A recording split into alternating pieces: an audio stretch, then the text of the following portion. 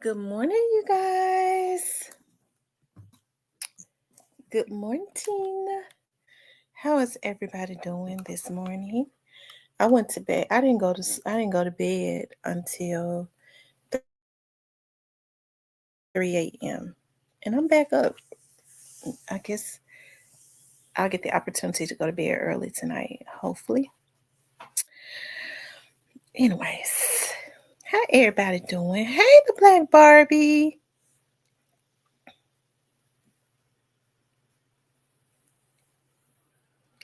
Hey, Tina, Diane, you already know my phone hung up. It's on the charger. And there's something going on with that phone because when I put it on the charger, it'll get to like 6% and then it won't charge no more.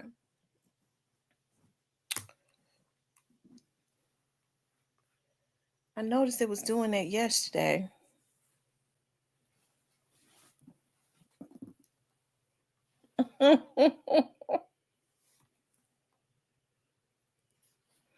So y'all, what's going on this Saturday morning? Y'all full from yesterday. Hey, Professor Honorable NBA Milk. I tell you, Professor Honorable NBA Milk.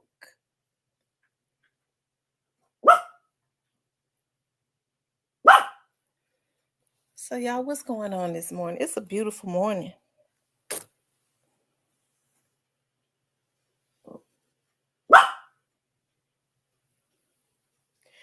No, you know what? I went through that block list. I didn't see your channel. I'm trying to see how people get blocked, and then I don't see the channels in the block list. It has to be that the channel changed their names or something.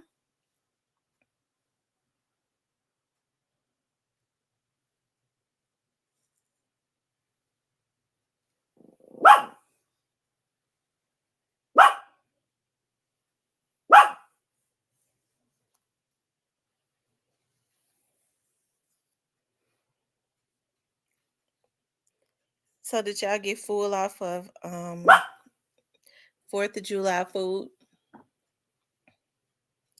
Yesterday was a nice day. All the way across the board. Yesterday was a really nice day. All day, all night. It was nice. Anyways, it's my main channel, so I have to keep going back. Oh, okay. Well, I'm gonna look for it again because I did look at my block list. I'm gonna look for it again. Um,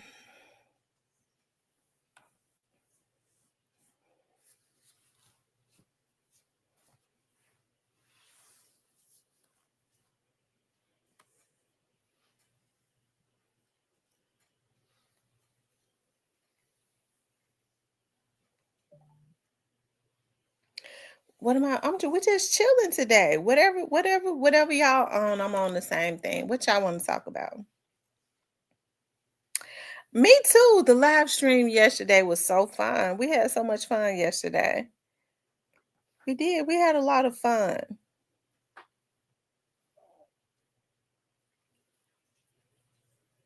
Yeah, they're up. The babies are up.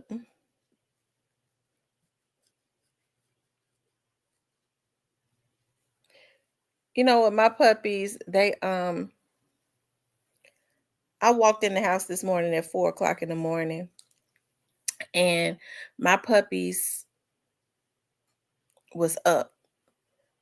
That was up. And then like after I took my shower and stuff, and they went on to sleep after that. I think that was good because I had the house really, really dark. I had all the lights out. So as I was walking, getting closer, I could hear them barking. I guess they was scared. That's why I don't like to, I don't like to spend the night out and leave them at home by themselves. John Brown says, so do you, if Jojo Splat and his friends had anything to do with dogs unaliving?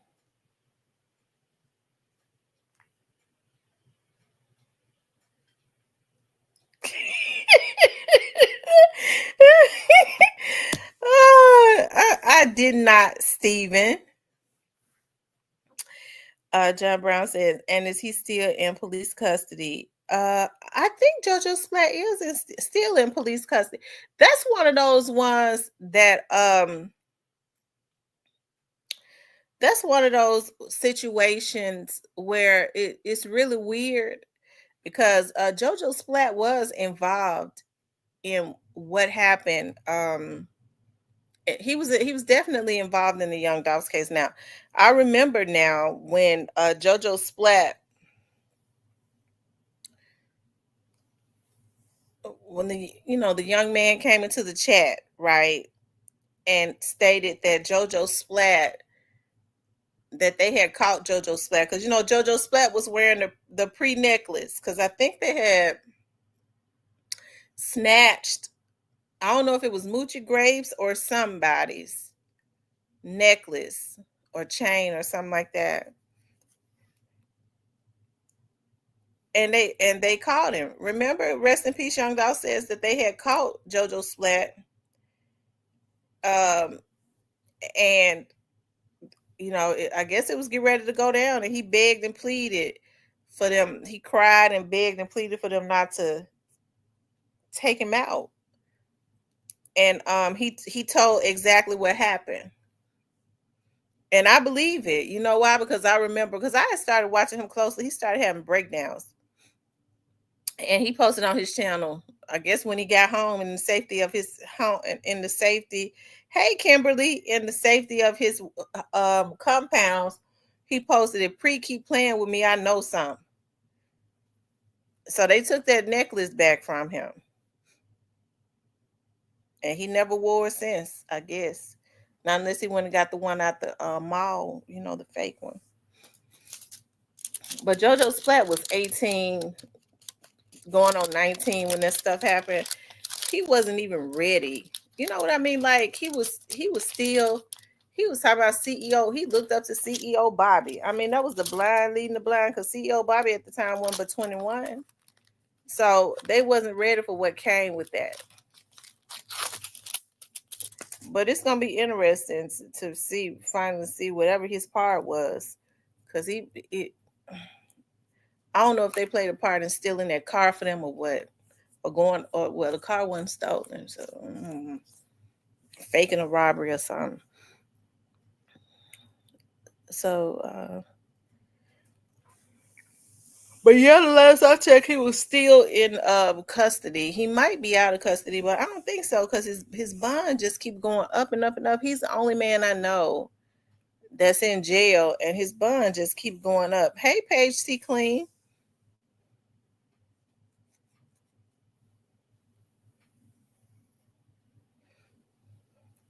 It is. It's a beautiful morning. I love hearing the birds sing.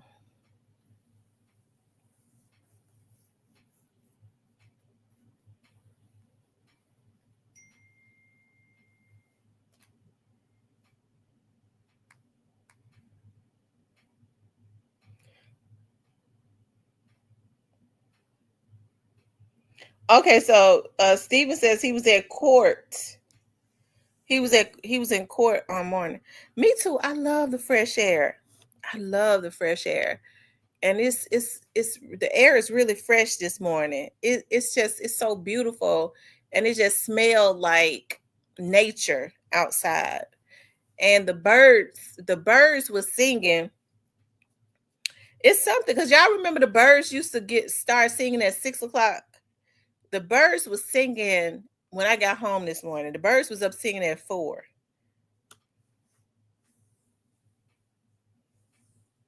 This morning the air is so fresh. It feels like a fall morning.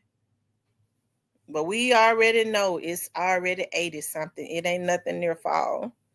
But I love the spring and the summer. I don't like the fall and the winter because I get lazy. Hey, Nene, I'm outside on the porch with my coffee.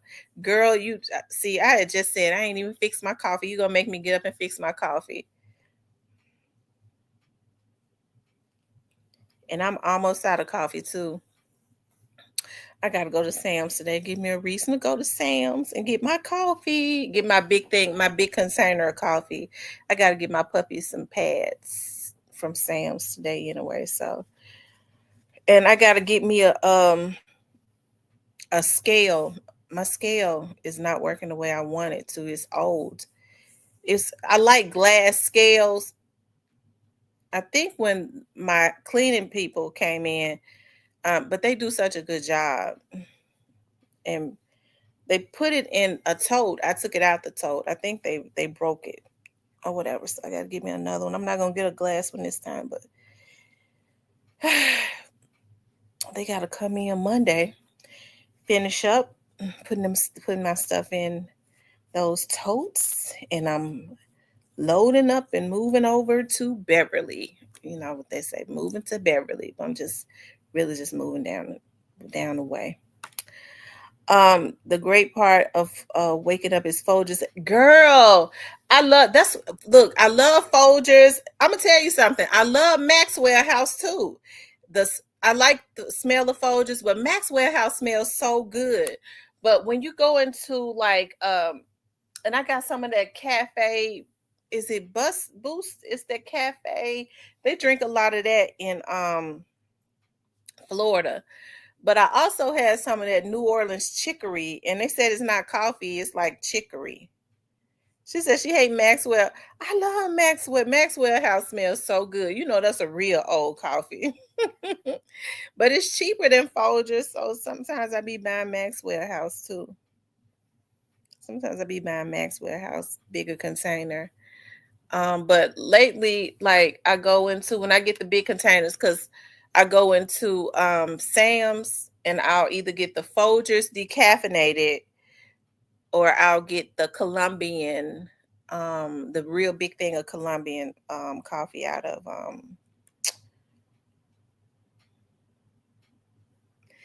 I ain't heard Sanka in a while. Oh my God, they was drinking Sanka. Them commercials was coming on. Girl, I ain't even seen Sanka in the store. I have not even seen Sanka in the store. What's up, Chattown Finest? Chattown Finest, are you from Chattanooga?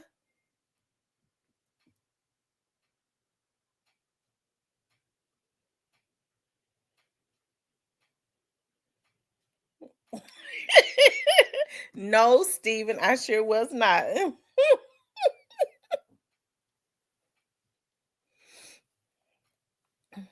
He said, I recapped the live from yesterday and Stan G had me. Listen, Stan G so funny. Look, Stan G so funny. Listen, y'all. I got the recap that with Hitter had. Listen, I was so tickled. I called my mama and let my mama listen to Hitter. When Hitter, my mama was so tickled when Hitter was mimicking me and Steven. My mama was so tickled. I was so tickled. I didn't know what to do. I had to get up and go to the restroom, and I was about to piss on myself. Steve, Hitter had me laughing so hard.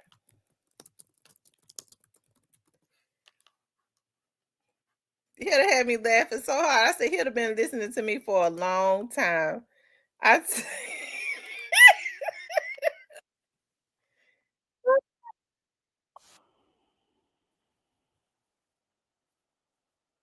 You know what? He put the audio on um, Austin Powers or whatever the channel he be on.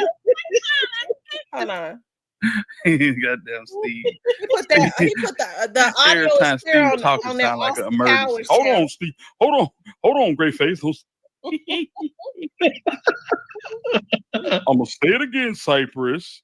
Nobody puts their life on the line for clouds, Cypress. Shout out to Stevie, man. That boy be on it. Lord have mercy. Oh, they got hit by dog first. That time. Yeah. Hey, OG Snake Spotter. Yeah, I'm gonna tell you, man. When Cypress and Steven go at it be must see TV. How Cypress be sounding? Mm-hmm. Cypress, yeah, that damn Steven be done yelled the whole 2 hours. But yeah, y'all see how I put the beats on Steven. Salute to my brother Dot again. Oh, y'all want to do a Q&A today? We can do that. I'm in the mood for that. So hey man, listen, we have different opinions, but we can have fun with it. We can have fun with it. Mm-hmm. We can have fun with it. Everybody's opinion can get respected, and that's what it is, man. Anything else is uncivilized. Kenny Adams, you might be in. Are you on the second channel? He said he can't see good. Ain't nobody on the second channel. So you up in here with us? Kenny Adams, you gotta, make sure you on. I hope you ain't on the 2 channel. But Greyface ain't commented in a minute. He ain't commented in like 3 minutes. Who ain't commented? Greyface. Hey, Steven said it's got to be a way to reach out to you in an inconspicuous way. Goddamn Steve. That damn Steve called Interscope Records. he didn't call the White House. See, you had the Mims guy and Moneybag Yo up there. You I think you guys need to really do a background check on the people you have up there.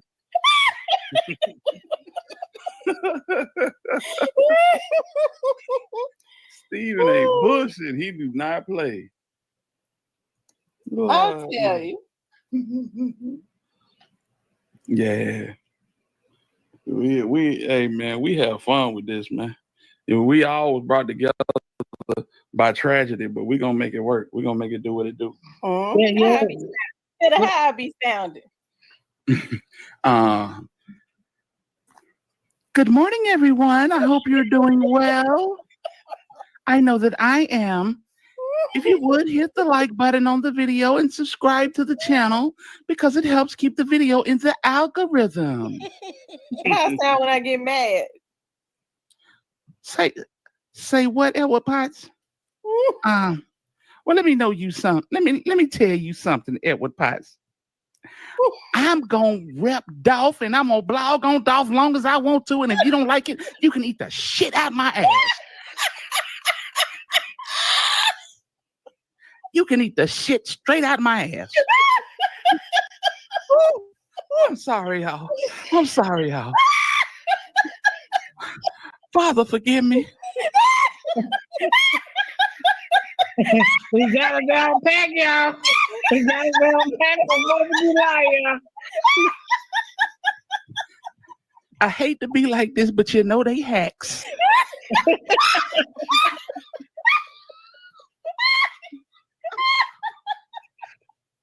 Want to save money on your car insurance? Jerry is the app to download.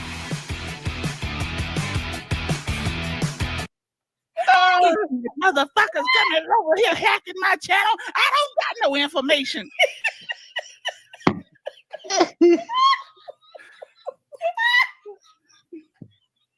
Hey, man, I can't breathe, bro. This man funny as hell, and he got this shit down to a T.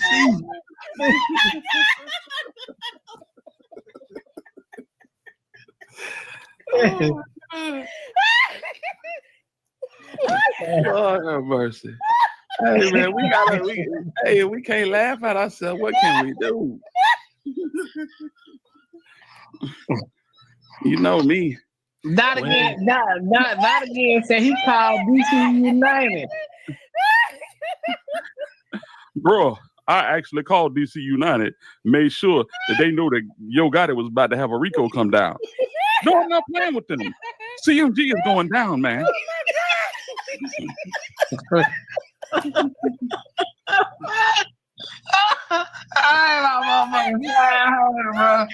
You funny. You got her down to a T.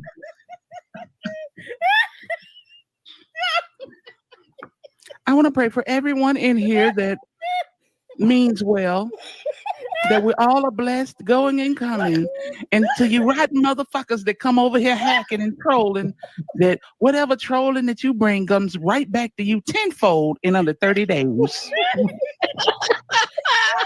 God, you got my stomach hurt. Oh my God. Oh God. Oh God. Oh my God. That man funny as hell, bro. You funny as hell. Oh, killing got my head hurt. I got tears running everywhere. Lord have mercy.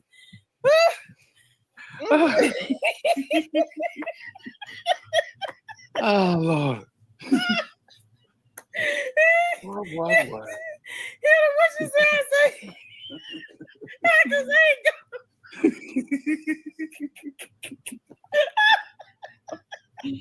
Oh Lord. what you say? I say I ain't got no motherfucking.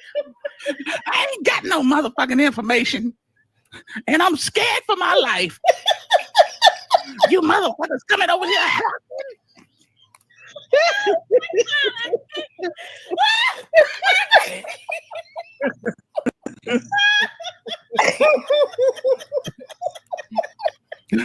Oh man. Oh my God.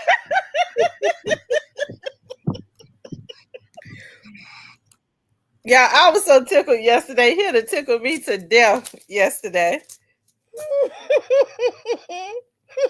he said, Steven said, CMG going down, man.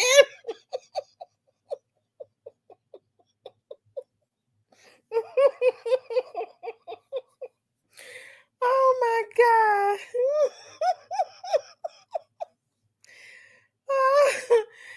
Oh, he tickled me so bad yesterday. It was ridiculous.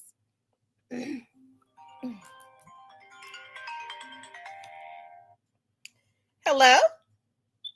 First of all, I don't sound, and you know what? Hey, I can respect the effort, but Tamara, I mean, you were laughing kind of hard when you said it. Yes, I was. You had to do me like that, Miss Thompson, but it's all good. You was laughing at me. Hey, that's different though. I can do that. You got the title. I got 47 subscribers. You got 22,000. It's cool. Hey, hit us, salute. But you know I'm gonna get you here. You're doing right. I called the White House. You're doing right. I called DC United. I'm calling them all. What did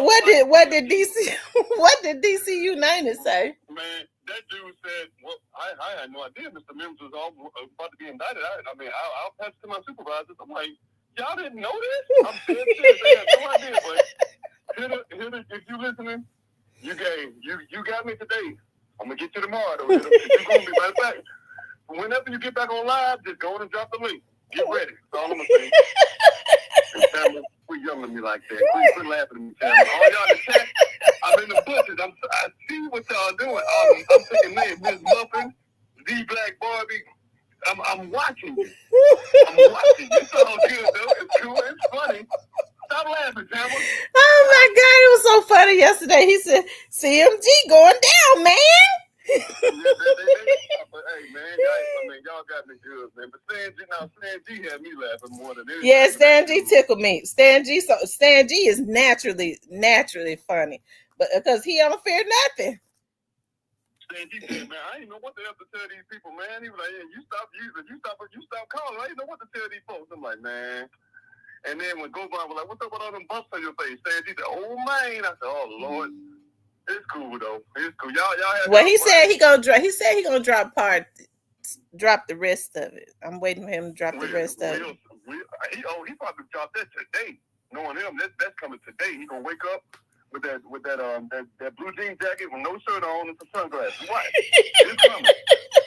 But y'all hit the like button, subscribe, super chat, super sticker, and Tamara. You see the text?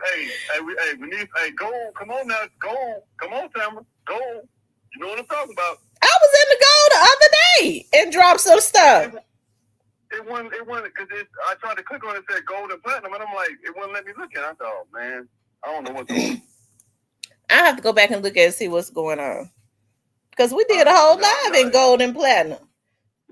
I know. It's a lot of stuff I didn't know, so I'm like, okay, this is interesting, but yeah, I got some clients to train, but I'm in the bushes. I'm listening. All right. I'm listening, Tamara. All right. He said, ring, ring, dot again. First of all, I'm telling you that he had dot again down to the T. I laughed so hard. Hitter was hilarious yesterday. I had to call my mama and let my mama listen to it. I was so tickled. He says, at the end, when Stan said, it is what it is. He said he gonna drop the rest of it today. Or yeah, he said he gonna drop it soon. So I mean, Govan had to have known now. Did Kimberly say that Justice for Dolph dropped the video? Did she say that, or did she say something else? She said Justice for Dolph dropped the video. I think that's what she said. He says, let me look and see. I think she said Justice for Dolph dropped the video. Let's see what Justice for Dolph talking about.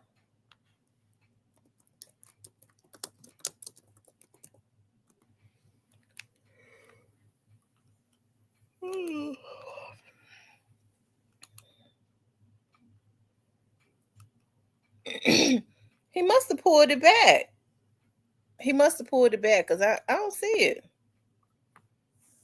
He must have pulled the video back because I don't see it. Y'all, it's good to have fun and laugh. I love having fun and laughing. I do. I love having fun and laughing.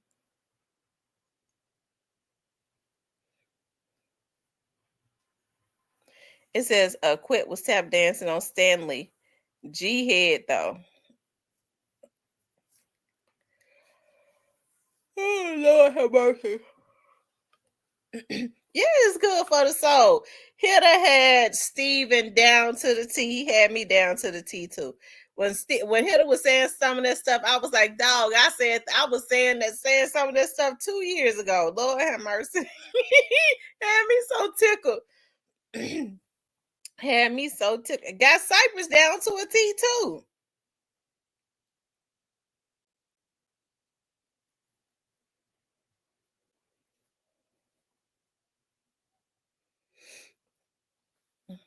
Y'all make sure y'all hit the like button. We just chilling.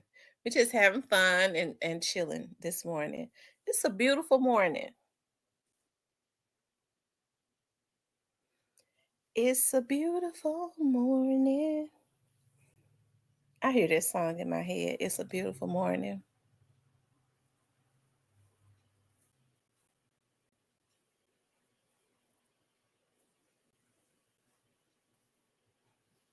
It's a song I keep hearing in my head. I can't get it out of my head.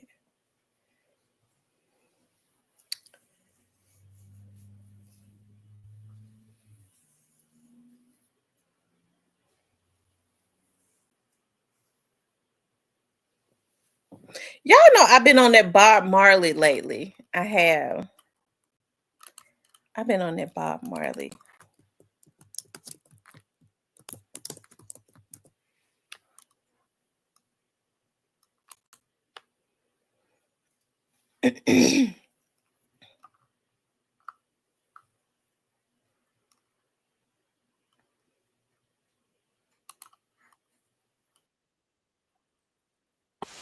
Hold on, you all.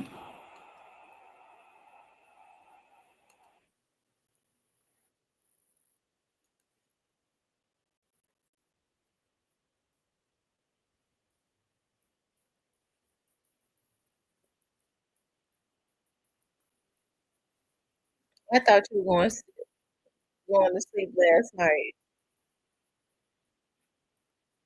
No, when I got off yesterday, I said I was getting ready to go somewhere.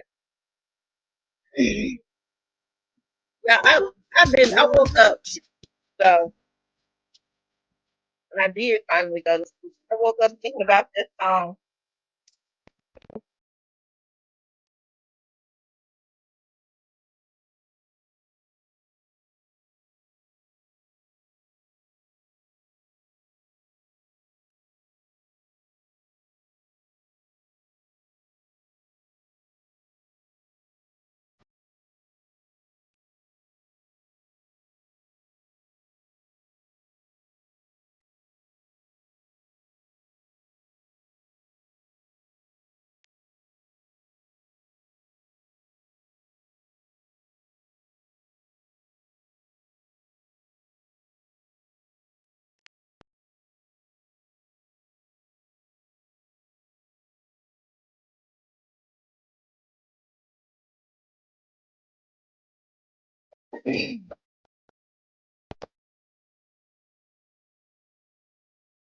I like that song. Like I said, I've been listening to Bob Marley. You know how you go through like phases where you like be vibing on certain songs and stuff, but I just kind of been like, even when I'm like in the car, I'm at work, I've been putting on that Bob Marley.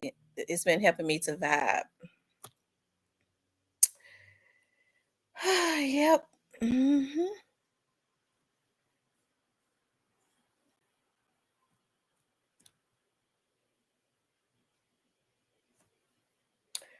Um, have you heard that Bob Marley and Tupac no, I haven't heard that. I haven't heard that song. So y'all said y'all wanted to do Axe Tamara. Yeah, his music is really relaxing and it's really upbeat music. The vibrations of his music is really high frequency.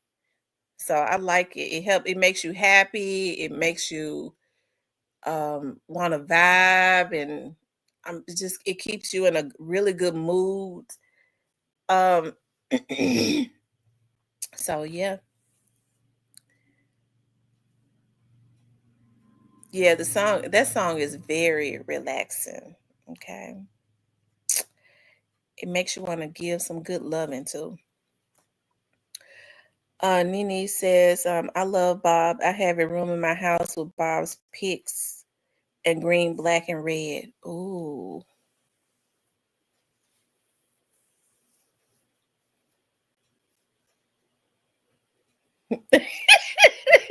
She said she want to know why I stayed out all night. um, Looking at the fireworks. Um,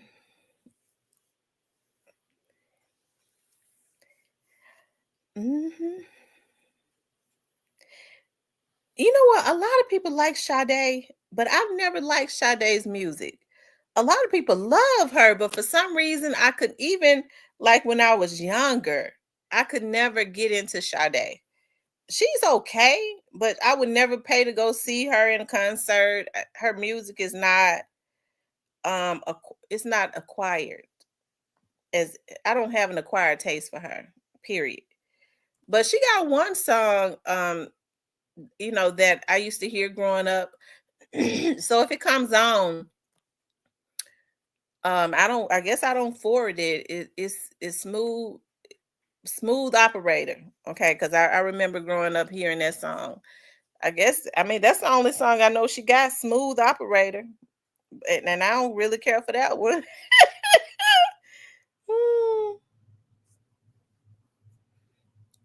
Okay, so he says, do you ever think we'll know why Juke wasn't arrested before his demise? Do you agree with how MPD handled that? No, I really think they should have just went ahead and I think they should have went ahead and indicted Juke. I don't know what they was waiting on, because as I said before, he was supposed to have so unfortunately he lost his life in January of, I believe, 24? That was last year, right? Juke was supposed to be indicted in November of 2023. Why they didn't do it, I don't know. I think if they had went ahead and did it, the only thing I could see is, I don't know. They must have been trying to get more, but I don't know what more they could. They had enough to indict him.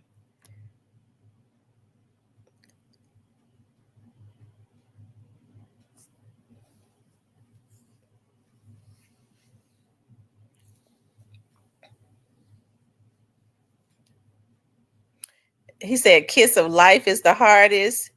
You gave me the kiss of life." Yeah, I remember that song. Now I like that one. I like it. I don't love it.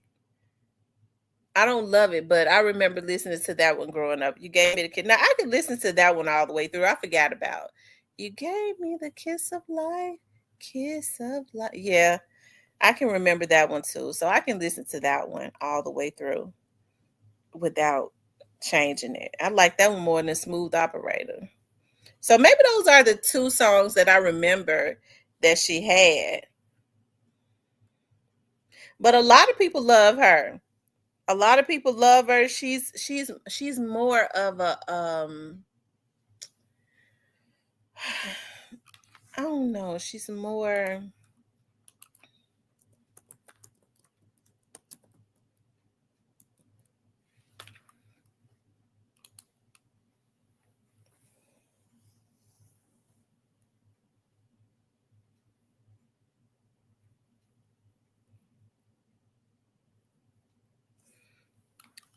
What's the word that I'm looking for? She's very eccentric. That's what it is. She's very eccentric. Always was to me.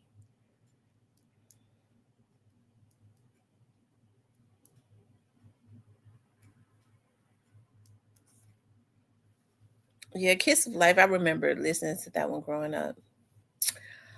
Um, y'all know I just love the regular.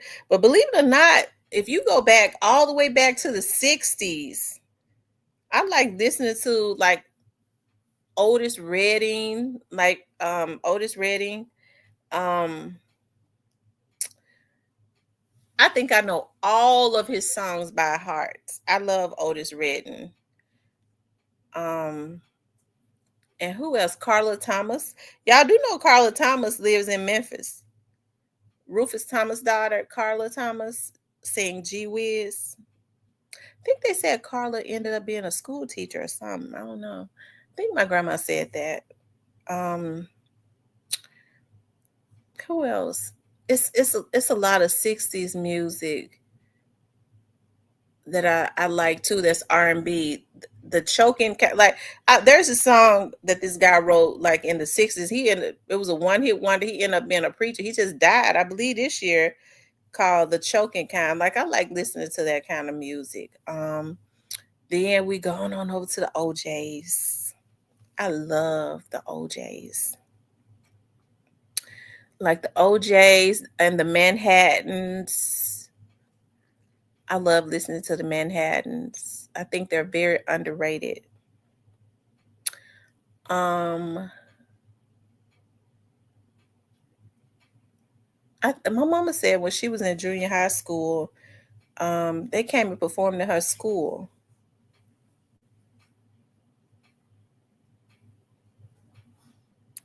Yeah, I love Try a Little Tenderness. My favorite song that Otis Redding has, all of them are, because I love Sitting on the Dock of the Bay. What's the name of that song?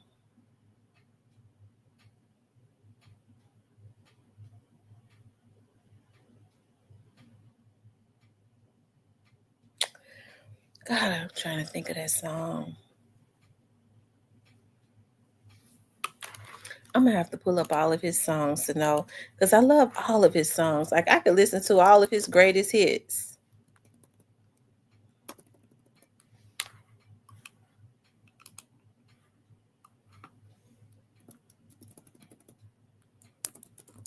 Yeah, but I could listen to all of his greatest hits. But he's got a very great catalog.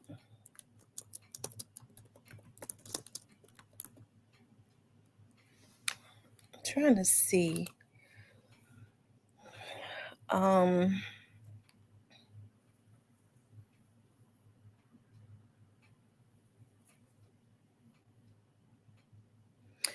and he was so freaking handsome. They said he was like this gentle giant, like this big old country. I ain't gonna lie, I be loving them big old country Jethro looking guys. I just can't tell no lies. Wearing overalls and shit. That turns me on. Um I like to see men working though. Go work on a car, fixing lights and shit. I mean, that's very sexy to me. Let's see. Um, Here it is right here. Like he was just so handsome.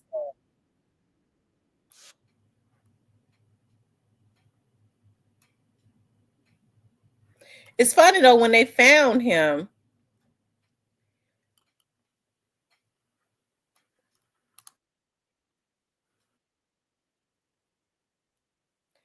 like all of his songs were, and there's not a lot of video of him. There's not a lot of video of him, but I see some starting. Like this was 1960. See, look at him. He died too soon. What he did was he bought land and he built. He had a ranch and still do. His wife and his children still live there. He got a ranch, and he actually built his across his lake. He had his parents' home, and on his land he had his mother-in-law's his mother-in-law and father-in-law's house. So he bought that land and built all of them houses on that land. That was very astute of him. It was.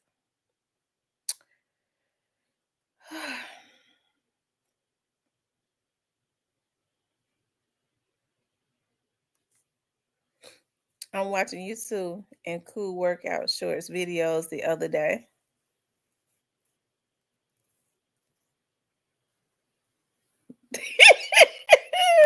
Chattown Finest, I do, but I was looking for the song that I liked.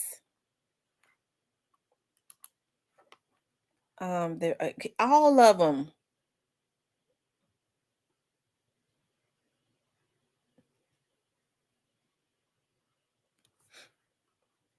All of them, though. You don't hear a lot of people trying to remake his songs because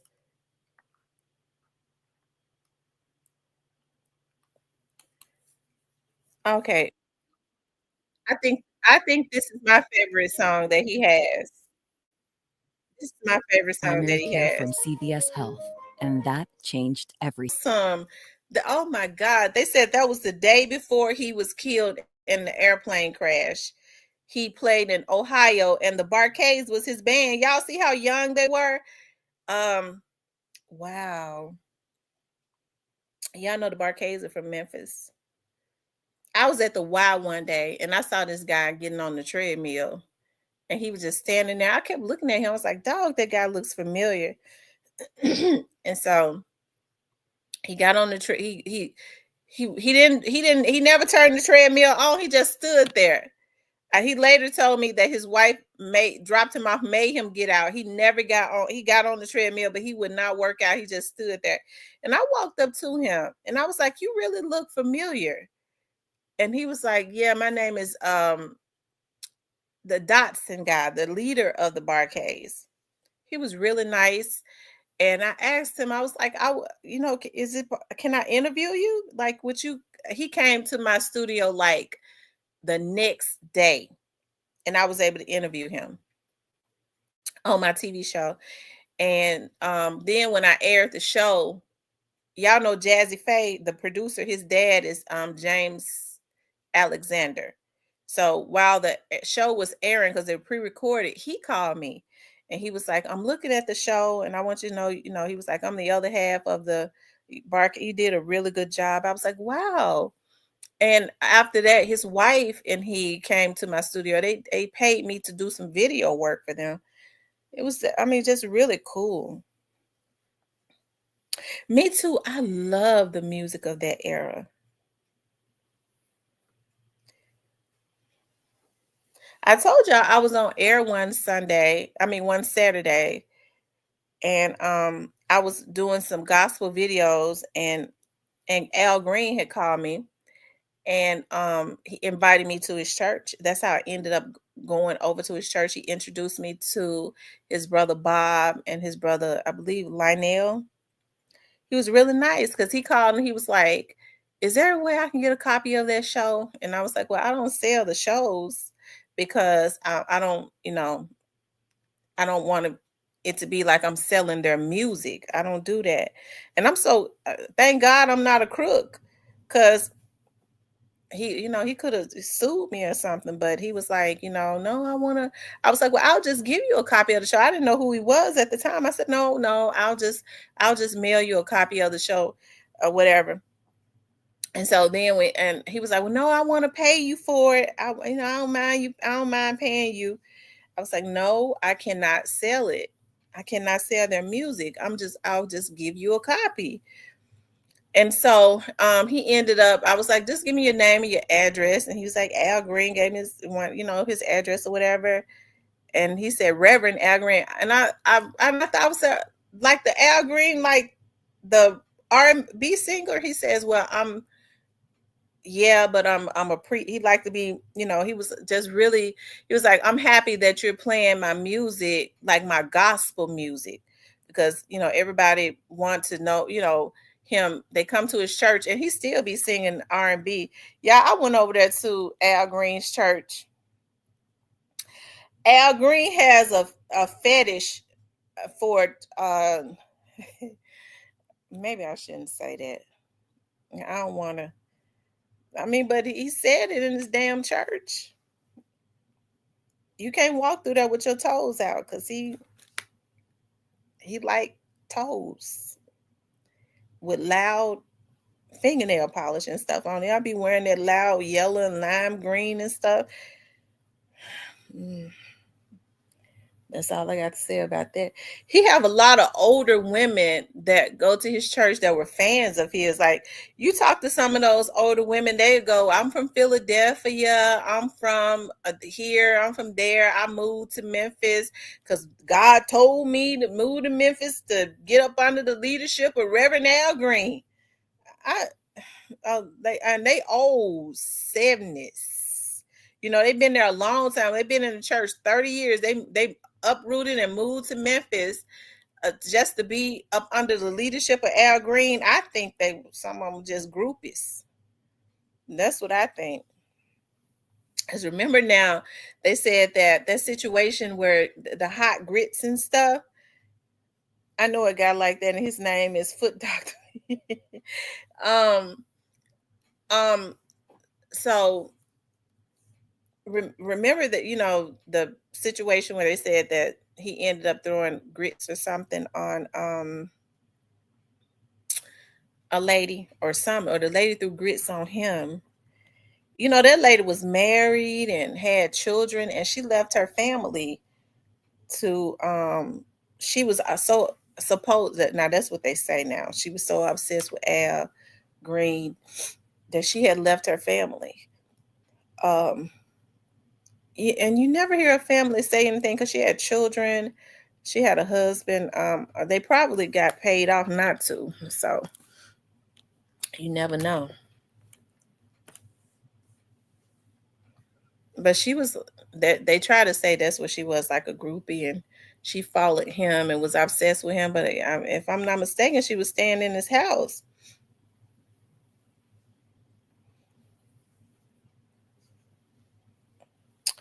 Anyways,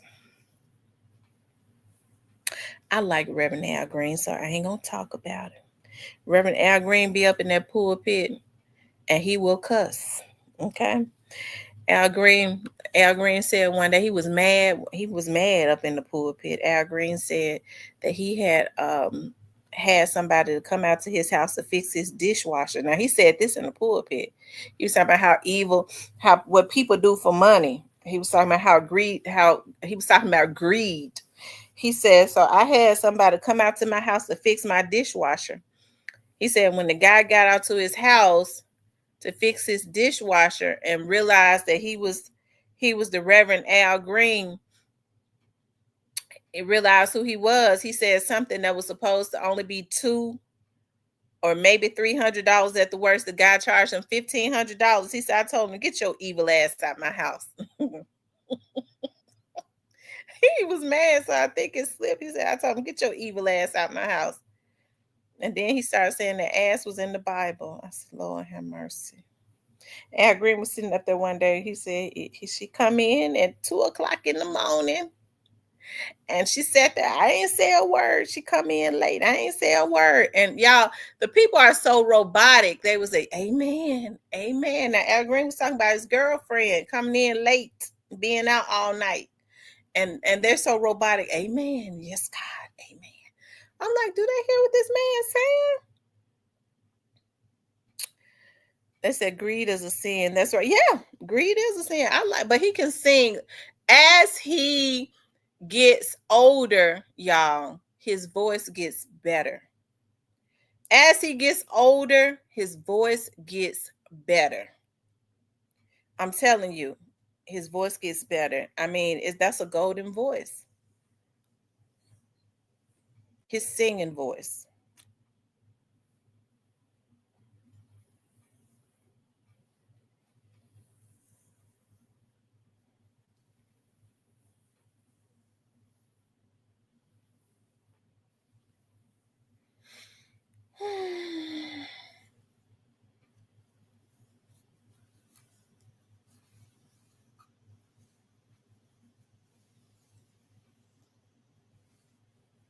Mm.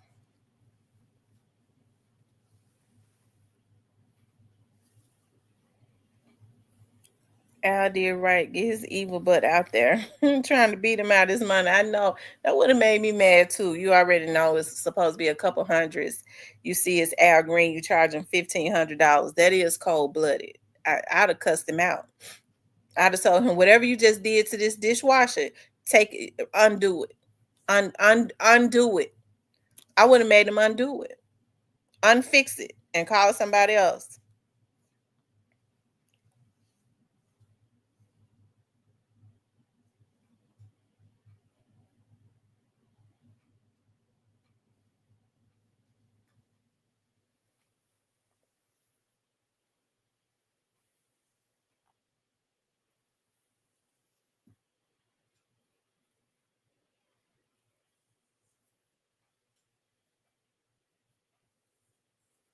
Oh, did I ever let y'all hear my favorite song by Otis Redding?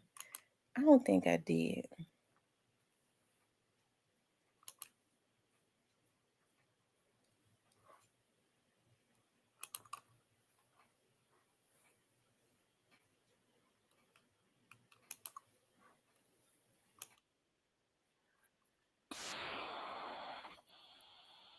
I was unfix it right now.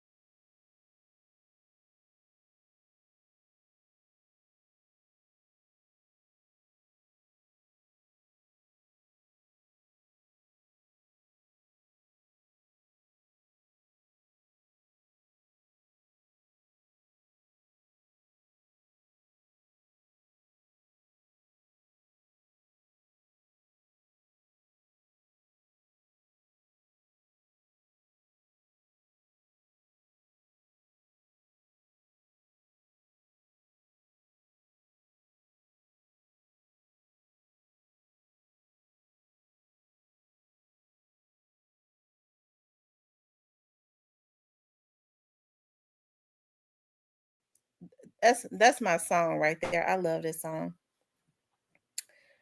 Um, it's a shame most of the old school artists sound bad. You know what? I think Otis Redding had actually, because they were saying his death was some type of conspiracy, because they're saying that Otis Redding had actually, he was smart. He had, I forget what they say. He had started his own record label. He had started his own publishing company or something like that. But they said he had started making a lot of money.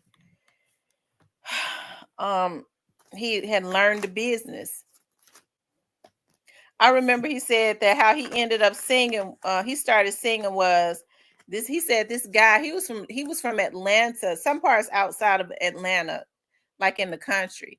And he said that this guy asked me to drive him to Memphis to Stax Records. And he was like, I couldn't refuse it because he paid me $10. I was like, wow, $10 must have been a lot. I wonder how much was gas back in those days. Like, I believe my grandma said at one time gas was like 10 cents.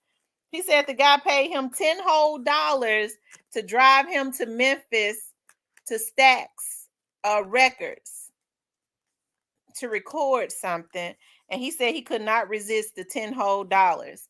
And so when he got there, he had the opportunity to sing or something like that. Somebody heard him sing. I think that's how he got his start. Yeah, the industry wanted his money and all of his paperwork. He got smart on him, and he ended up owning the majority of his stuff. He left his family sitting pretty, because once something happened where he got control of his music. He started a publishing company. He learned the business, started his own record label, and he ended up buying a lot of land. He built his house with a farm. He put his mother-in-law and father-in-law's house on the same land, and his mother's house was on the same land. Hey, Tony.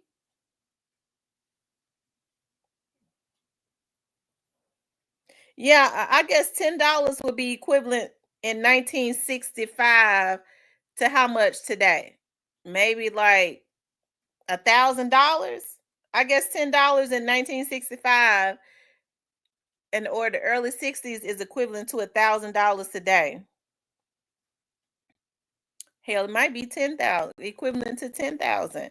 Because I think my grandma said at one time gas was like 5 cents a gallon, and then she said it started getting high. Gas went up to 10 and 20 cents a gallon, so that was expensive to them. So gas might have been $5 a gallon. I mean 5 cents a gallon. Because he thought $10 was a lot of money.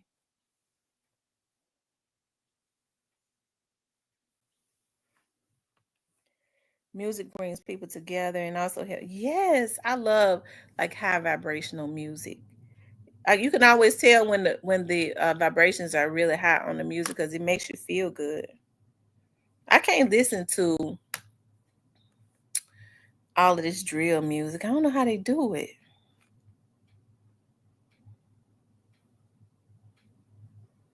I was looking at something this morning.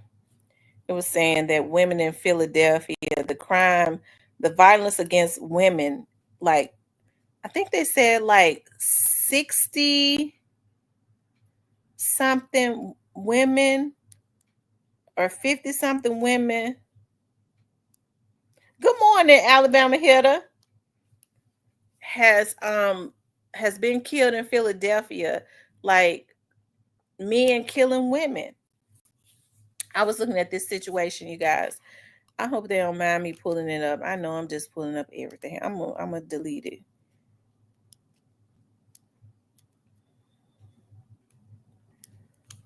But this is ridiculous. Hold on. I thought this was so sad. I don't know the whole situation, but y'all, this is the type of stuff that's gotta stop. I want y'all to see this.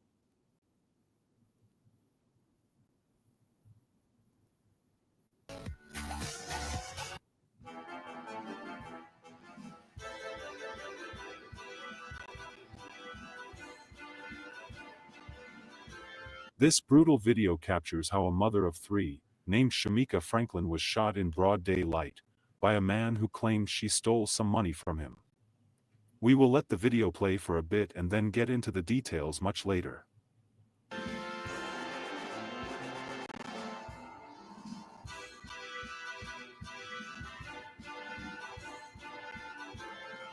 Now watch this. This right here is deplorable. I'm telling you.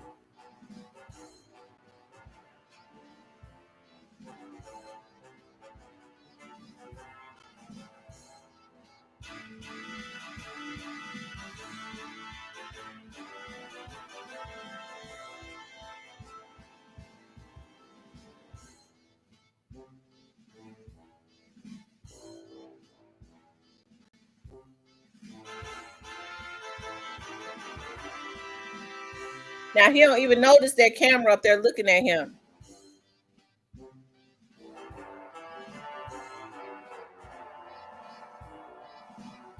And I still don't think he's been caught.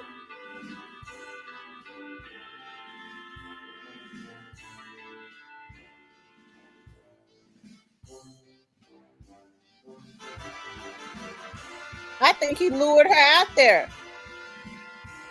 Look, see, he noticed the camera up there. Look.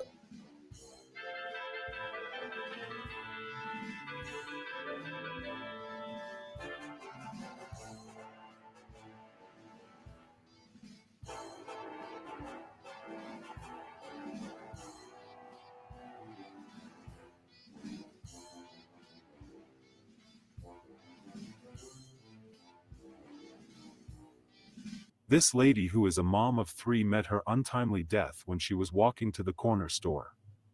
She was said to have taken the money of this individual, but there is no concrete proof for that. It is so sad that someone can be so bold to do this to another person because of money. Her mother had a lot to say about the killing.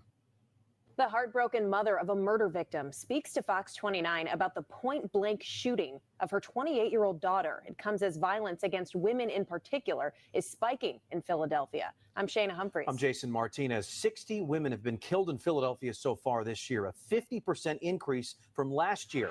Our Kelly Rule live at police headquarters tonight. Kelly. Yeah, that's so sad. 60 women have been killed in Philadelphia this year. Violence. I don't know what the situation was between her and that dude, but for him to be standing at that corner store pacing back and forth, seemed like to me he was talking to somebody on the phone. Was he did he lure her there to that store? Was she going to meet him? How did he know she was gonna come there? Hey, Jay. Women, children, elders was off limits back then. Right, because right there on Union at the Tops Barbecue, an old man walked out of the Tops Barbecue and another man just beat him to death. The man did not recover or survive. The man was like 70-something years old, and he went into Tops. And I mean, how could nobody have seen that? Because Union sits, that Tops Barbecue sits right there, like, to beat that man to death. And they say they think it was a homeless person or something. That's just really sad. A 70-something-year-old man, almost 80, you just beat him to death and beat him so bad you put him in a coma. Oh, people like that need to be dealt with. Right in without the blink of an eye. That's why I stay away from humans. I don't F with them. That's one of the reasons why. I mean, you have to know good people and be very meticulous about the people that you allow in your space, right? But I'm one of those ones too. Is family. A few good. God has blessed me with a few good people to be in my inner circle recently. Because I'm really isolated because of that. Because when I do try and let people in, they always, you just have to be very careful. Everybody is not the same, but you know, folks don't have no issues when they get mad with like doing the lowest. They will do the lowest. It's just good to just certain types of people. It's just good to keep them away from you. You're absolutely right, Nene. It's just good to keep them away. Okay, let them go back to the slave farm and let the slave masters medicate them. Okay, you have to let them stay at the slave farm. Keep them away from you. OG's next spot, it says, what the hell they on in Philly? I don't know. I absolutely don't know. It's a lot of hurt people in this world, and some people would tell you they don't have no, right. When people don't have anything to lose, right? You have to be very very meticulous of that. Okay. And when people don't have, yeah, you just be very meticulous of who you allow around you. You have to, like, I don't really go to a lot of like gatherings where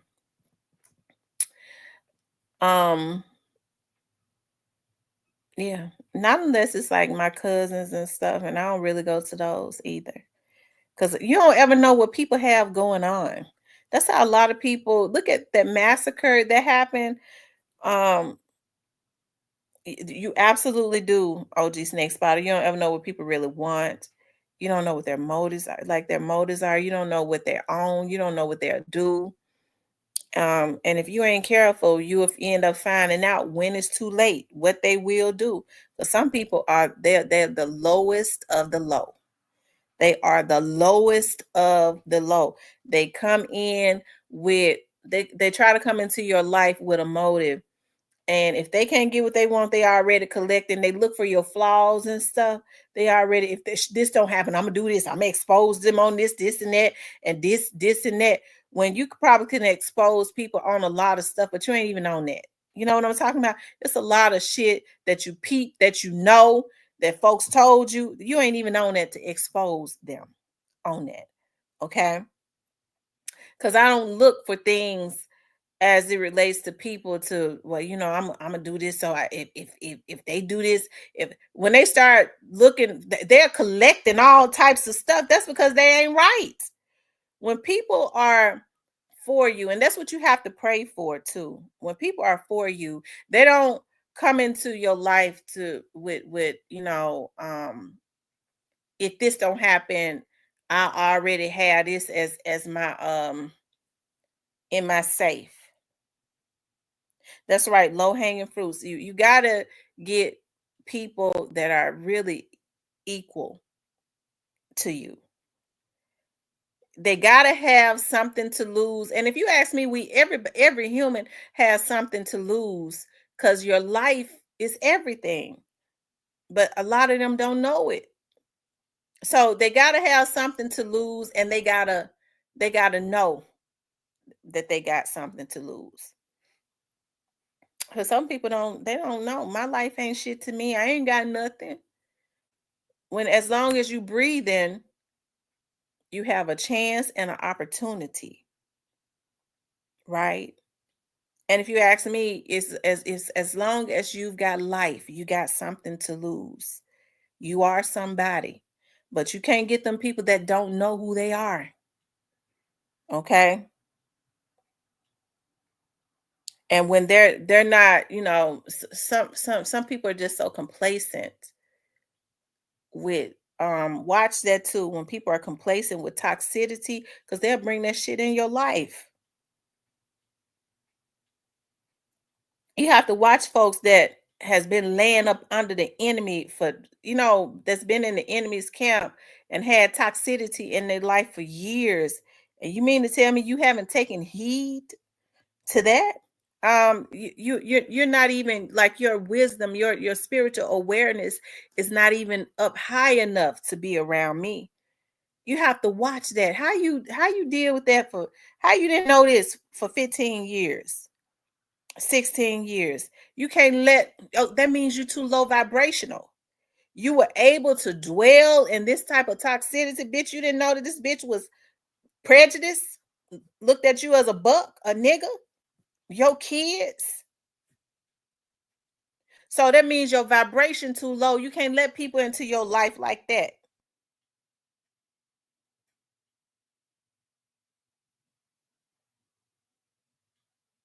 Right. Absolutely. So you have to allow your spiritual awareness. Like, I know the human, like we're all human and we want to give people a chance. Okay, well, maybe, like, because none of us are perfect. Maybe like,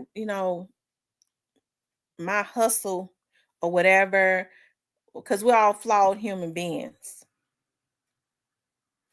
We be thinking, okay, well, I know it's this, and this, but hey, maybe I can work with that. Because you be thinking sometimes, well, maybe a person just need a boost.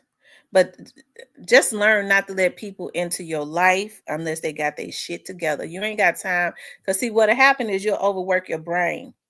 Some people want you, and I'm just saying now, some people, you'll mess around and get people in your life who want you to lead them to the water and to drink it for them too. That's how you start overworking your brain. You start losing shit. You thought, damn, I was doing good. Now I'm not. It's hard enough to take care of yourself.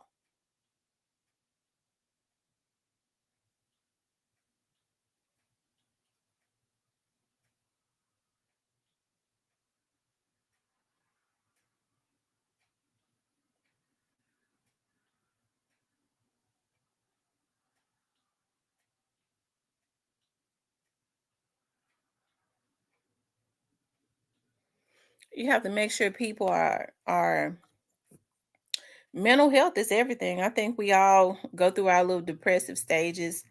Because I told y'all about the depression and stuff. Like I was at my worst depression when my dad passed away for a very long time.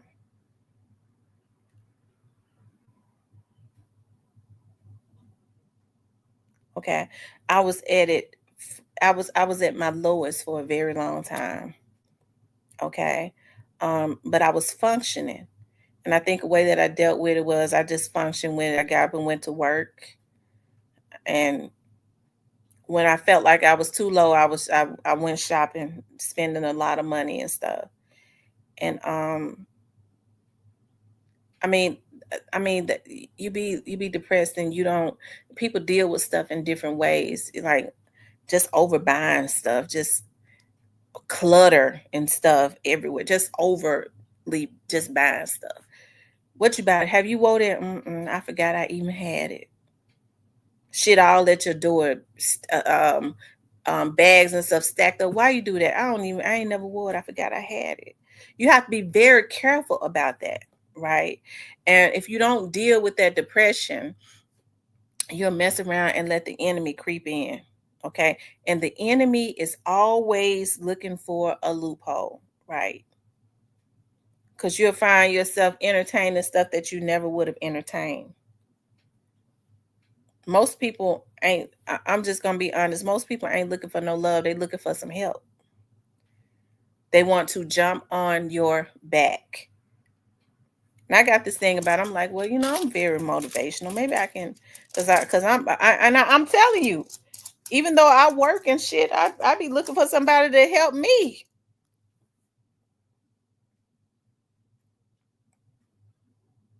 I don't have to have it because some people, they can't survive unless they have it.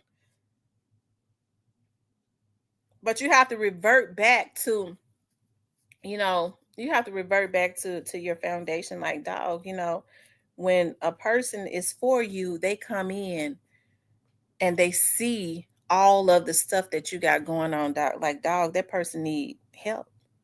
Okay, I need to do this. You ain't even got to ask them. I'm do this to help you. damn, I see she got all this shit going on. I'm gonna make sure this is right. They don't come in waiting for you to take care of them and do everything. I ain't get ready to do nothing. It was like this when I got here. You gonna cook for me though? The best foods and shit. You don't need no motherfucker like that around you. They come to take from you. Send them back to the slave farm. Let the bitch sedate them.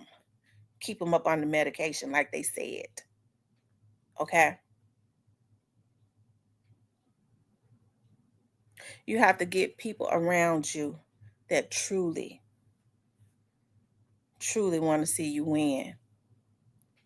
See, I understand, you know, with the way that people work, it's always going to be most women now make more money than men.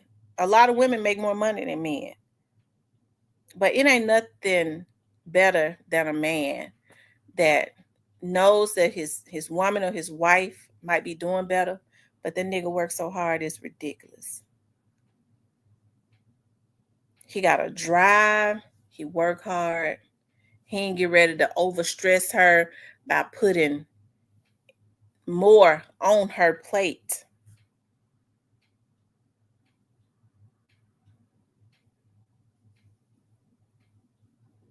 Okay.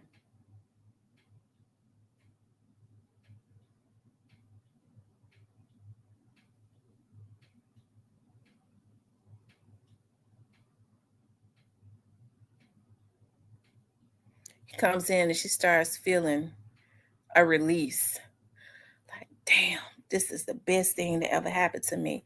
I know I make more money than him, but this nigga right here, this is the best thing ever happened to me. Because he cares about her. He comes in, baby, I know you're making more, but he comes in doing what he can. They can build together.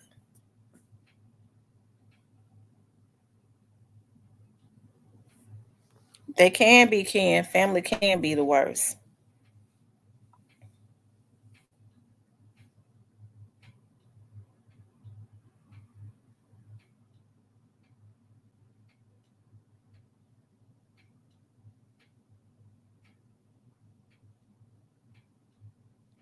That's true.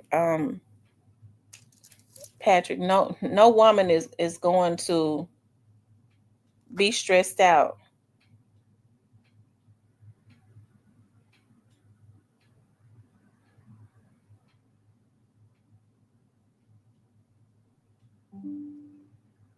No woman can be her best to a man if she's stressed out.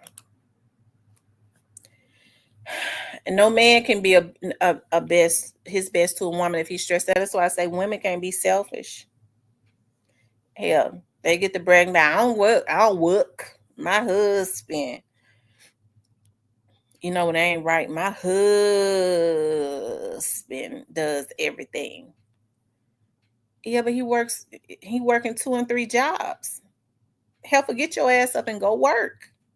You trying to overstress the man?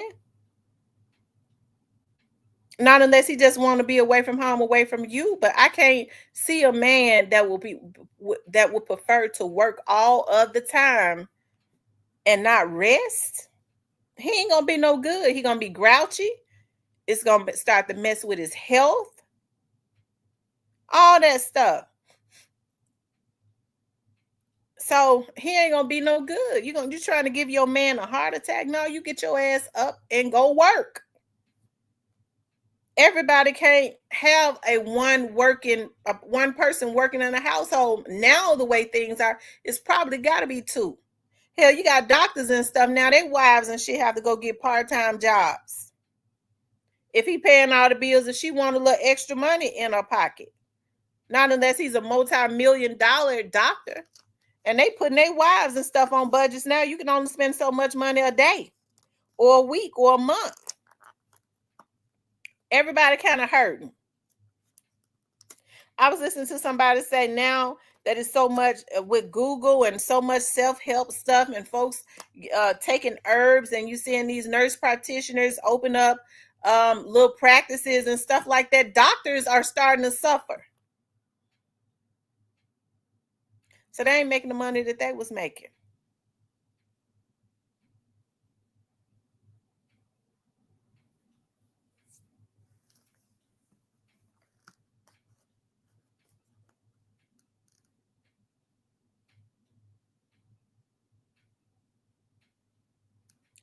family would get even madder when you won't keep letting them do you wrong. Yeah.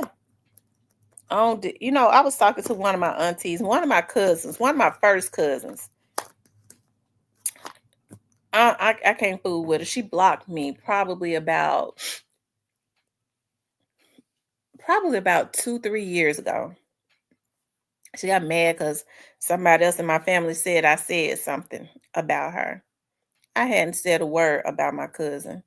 The other family member was the one that said it. They lied like I said it.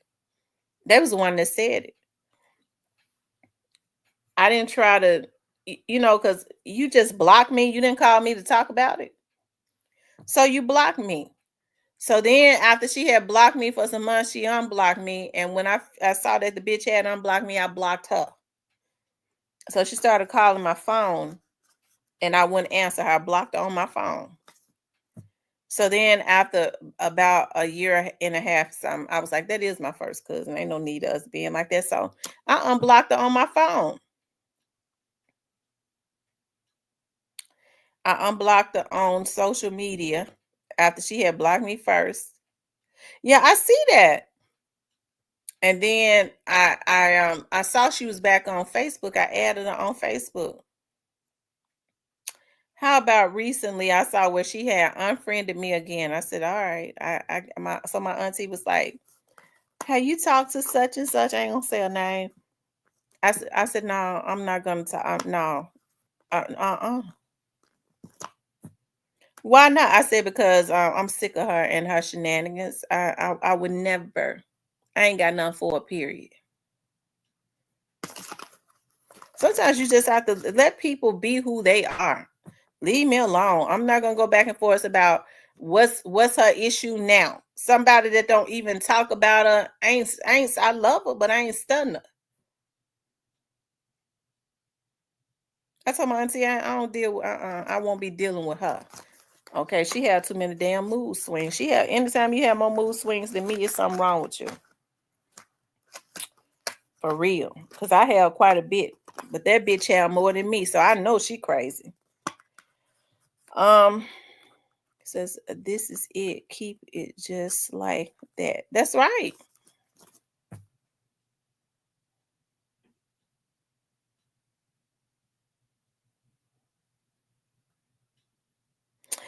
You had said, I don't like for somebody to do that to me. You said such and such. Did I say that to you? Did you hear me say that? No, but such as I said, you said that makes me hotter than fish grease. You're gonna tell me what I said and not ask me. So you accuse me of something and that makes me real mad.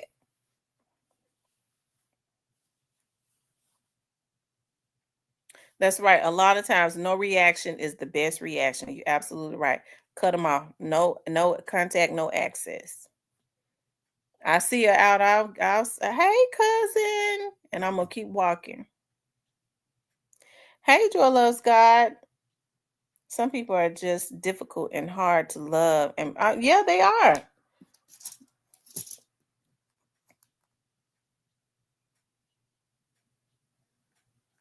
That's why when I think about my kids. You hear me talk about them from time to time. I'm so protective of them. My children are so easy to love. And I'm so blessed that it's ridiculous. My children, my mother, my sister and stuff. I mean, they are just so easy to love. And they accept me for how I am. Some people just don't want to accept you for how you are. I like you, but if you could just do this, leave me alone. Just leave me alone. Because I'm content, right? I'm just content, like being left alone. And then when I wanna do some things, I go do them, and I get back to my life. But just you just really have to be meticulous about who you allow in your inner space. It's just always good to keep things outward or at arm's length. I'll say that. because some people are just not deserving of being in your energy. They bring a negative energy. You have to. I was talking to my mother about that earlier yesterday. I was telling her about, you have to be meticulous when you're dating because people are so into witchcraft now. I'm talking about as more women are into witchcraft than men. So I was saying that we ladies have to be very careful because these men be with these women and they deal in witchcraft quite a bit. And so, you have to be careful about having them around you, right? I was telling her, like, it seems like the last like couple of guys that I dealt with, and you know how we women are, like whoever it was that they had dated before, you kind of go look at that. And men don't pay that any attention. But they get to talk about, when the moon, we gonna get together when it's a full moon, and we're gonna do our deities. Men don't pay that shit any attention. These folks be dealing in witchcraft. They wonder why they can't seem to move. These folks be going and dealing in witchcraft. One of the ones, his ex used to be right on her page. I mean, I ain't the only one that has gone and looked at exes on they, because they put everything on their social media. I was like, damn, this girl sitting up talking about she got a piece of a man's hair and keep fucking with me. I lit my candles last night and they was really popping, so that was confirmation. Talking about spells and shit. Like, so you have to, because I was gonna say this one time. I would feel less than a woman if I use familiar spirits and spells and love spells and shit to keep a man around me. I feel like a person is supposed to have free will. I've never told a man what to do. I've always said, what is it that you want to do? You tell me what you want now. What you want to do. How do you feel like you need to handle that situation? Because I've always felt like you have to let a person do what they want to do, so you will see what it is that they want to do. So I be want to see what they want to do. I don't want to tell them.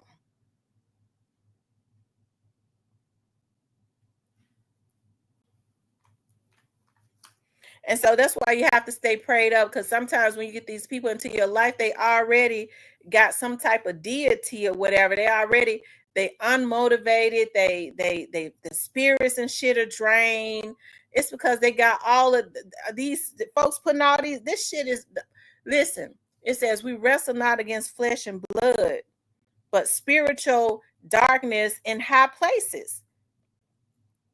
There is a war going on, and people know how to summons those vampire spirits when they start dealing in that witchcraft and stuff. Bitch, you ought to feel like less than a damn woman if you got to be going out to the hoodoo and voodoo women. And these folks so wicked with it, they go to they go get spells and try and wish death on the woman that they feel like that the man like.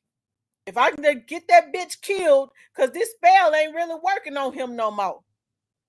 I don't care how I put him in that trance. He always looking and wanting to go back to that other woman. Bitch going to get spells to try to kill you. That's why you have to stay prayed up and put on the whole armor of God.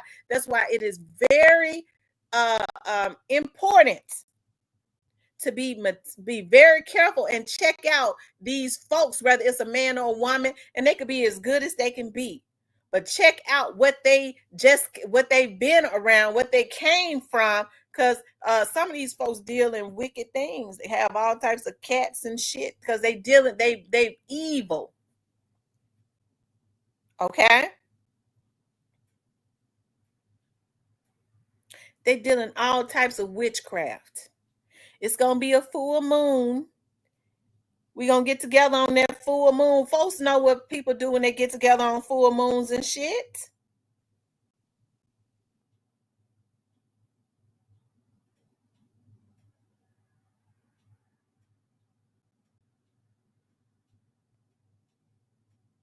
I'm telling you, folks are full of witchcraft. Control to me. That's why I don't like controlling people. To me, trying to control people, that's definitely a form of witchcraft. That's why people go and deal in witchcraft. These men can't understand. And I know because I got some cousins that did it. I told them, y'all bitches is going straight to hell. They deal with some of them, they'll deal with these married men. And they'll go straight down there to Tupelo because there is I hear there's some type of voodoo farm down there in Tupelo, Mississippi, where it's some voodoo sisters that mix up these love potion spells. They give these married men that's making money, and they go and put that stuff all up in their vagina, and they have these men. I had a cousin that was messing with this married guy, and she had some babies with him. And they said that man was talking about how he loved his wife, but he just could not leave my cousin alone. And when it seemed like to me, when them spells and stuff would start to wear off, he couldn't stand her. My auntie was saying, he said, say it again, get that bitch, kill. My auntie said, my auntie, her mama would say that it seemed like when that spell would start wearing off, this man had a really good job. He talked about how he loved his wife, how beautiful his wife was. He was having all them kids with my cousins, and his wife had found out about my cousin. And his wife finally, because he just couldn't seem to leave her alone, they said when that stuff would start to wear off, he'd be ready to whoop my cousin, and he couldn't stand her. But she was going and getting them spells. This I know. People think that stuff ain't real, but it is real. And it seemed like to me, once it wore off, he got sick and she couldn't really be around him. Once it wore off, they said he hated her guts. He took her to court and took them kids too, because he said he didn't want to be around her, period. He couldn't stand the sight of her. He couldn't really even stand the sight of her when they was together. But he couldn't stay away from her.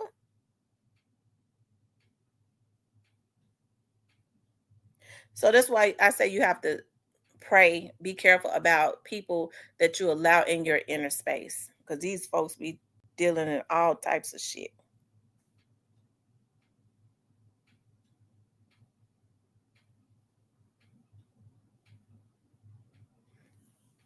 Yeah, they be burning candles. I'm telling y'all, I was one of my exes.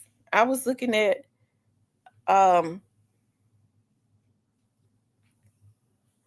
and she might have been burning them on me because he was with me at the time. I was looking at one of his ex-girlfriends. She put on, because she was talking about how she got a man's hair, and she was talking about F God and Sky Daddy, and I mean, she just talked real bad. F God, this and that, and so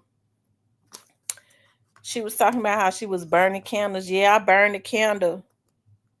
I burned candles. They was really popping. That was confirmation that things get ready to be handled and shit like that. He wondered why he wondered why some people be praying against. They don't want to see you do better. They want you to need them and depend on them for everything. They want you to be in a depression. Once you start to do better, they start burning them damn candles. They call and get your job taken behind your motherfucking back and play innocent, because they need you to depend on them. People like that are mentally ill anyways, because I don't want no damn man to be depending on me for everything other than, love, affection, all of that. Okay. But as far as keeping a person down so that they can depend on me, no, that right there, I would be mentally ill. Okay. But she was talking about that. Yeah, she was talking about that. I asked him, I said, you know that girl do voodoo? Did you know that when you was with that girl that she was doing voodoo? That girl ain't do no voodoo. I said, you about a stupid. See, folks like that make me talk bad to them. I said, I went with them. Why you looking at her page anyways?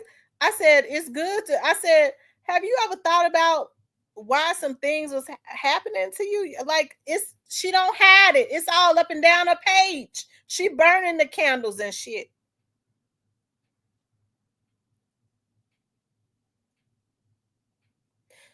Mhm. They said one of the spells is like women that hang their drawers over their bed. Now, why you gonna put your panties over your bed post? It's something wrong with that, anyways.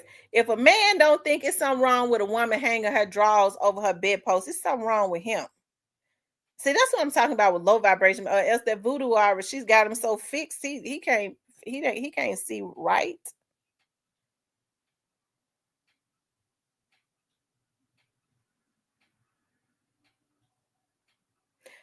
Another thing they were saying that the voodoo women do is when women like to have a lot of plants in their house. So what they do is my cousin I told y'all now what they do is they go get real plants and they get the one of the man's socks and bury it up under the dirt in the plant bowl or where they keep their. So watch women that like to have a lot of plants that they say he can't never walk out and leave you. They take one of his socks and bury it up under it and say some type of spell, and they say he can't never walk out and leave you. See, that's why a lot of these women better be careful because they dealing in that stuff. They can't understand if he don't want you. I wouldn't want to keep nothing that didn't want me. It's too many men out there that want good women, and they'll treat you right. See, I know we be talking shit, but it's a lot of good men out there that want good women. It's too many men out there that want good women that's willing to do right. Hell, for you to be trying to fix somebody, that's why when these men flip out, that stuff it ain't never meant for it to be like that. You trying to wheel somebody to you that ain't supposed to be with you, and they flip out, and then before you know it, they walking you down to that grave site.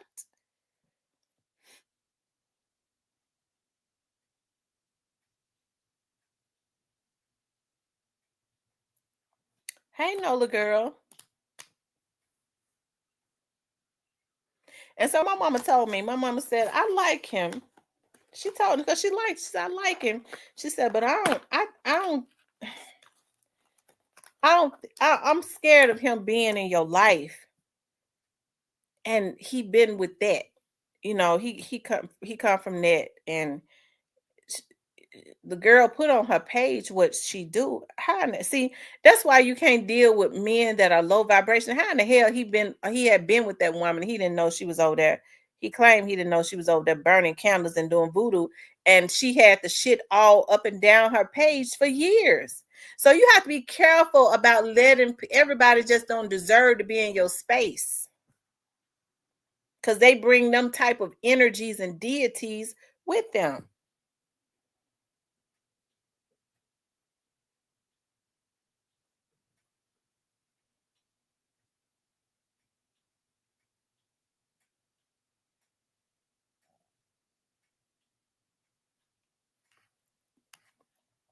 And the guy was talented.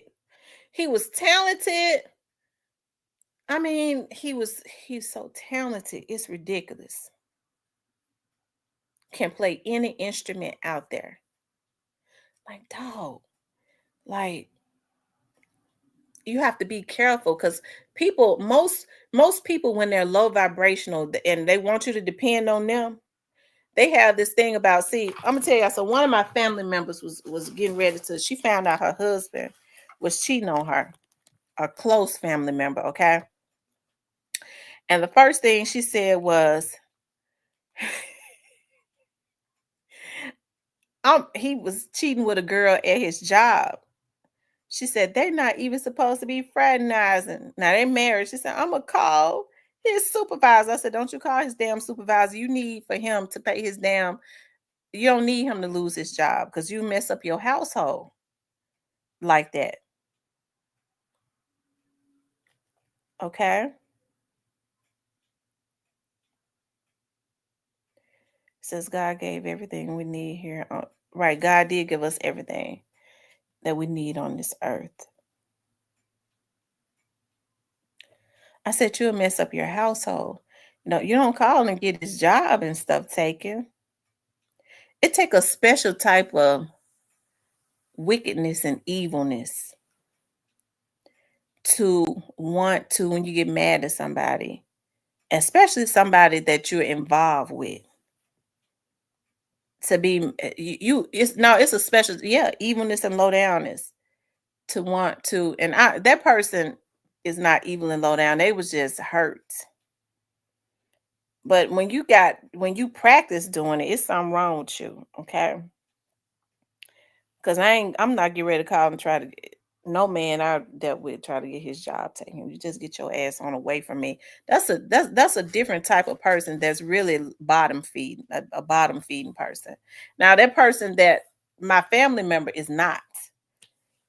She just wanted the boss to know that he was, messing with his subordinate. But that was gonna get him fired though. And she wasn't thinking about that. No, boo, you need for that Negro to be making that money so you can, when you divorce him, he still have his job. You got to think you got to think past that hurt. You don't cut off your nose to spite your face.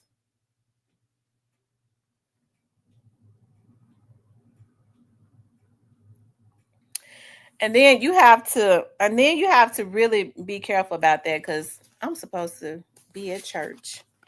The thing about going to church on Saturdays, I be forgetting. It's too late now. Here it done started. I'm gonna have to start putting in my phone, I go to church on Saturdays.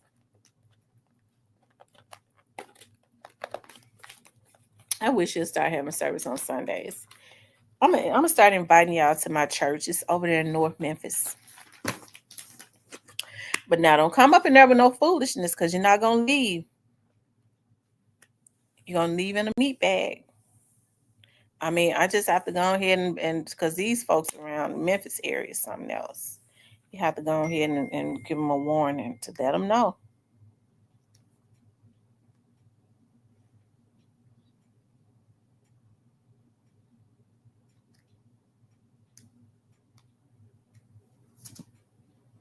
Yeah, a lot of good guys go through it too. A lot of good men go through it. I see a lot of good guys. They have women that are very controlling. Um, they have women that are very controlling and really just low down. Who wouldn't want to, like, if your husband, because I was always taught you're really not supposed to be investing in a man unless it's your husband like that.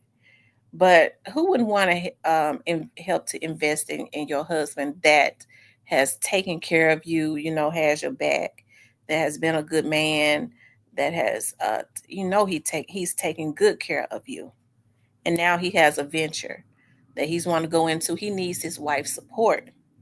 Who wouldn't want to do that? That's just awesome. That's a man looking at, I want to, and it's a realistic type situation. He ain't hustling backwards. Because some of these Negroes, they hustles backwards. How the hell you think you're gonna build something and you spending all you hustling backwards? You ain't getting no money off of it. You going broke doing it, and it ain't no return.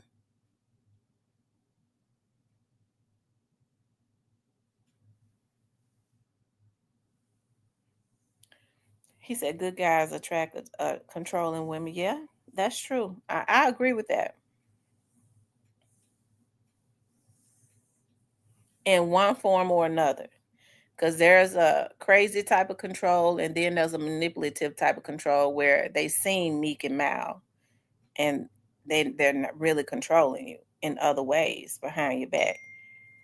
They're creating bad situations and circumstances, keeping you in bad circumstances behind your back. I don't know, but you have to think about it too. Some of these people they have that karma that they go have to be going through too.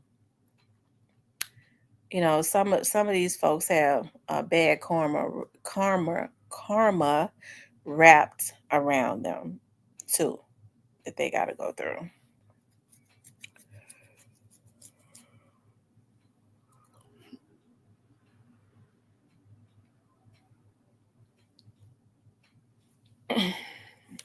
So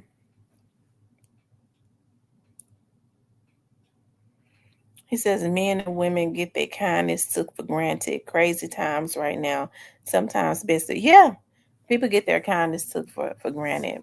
And people don't want what's happening is, you know, folks are wanting for people to bring 100 to the table and they ain't even bringing 20% to the table. They want your 100 while they bring 10%. So that's messed up.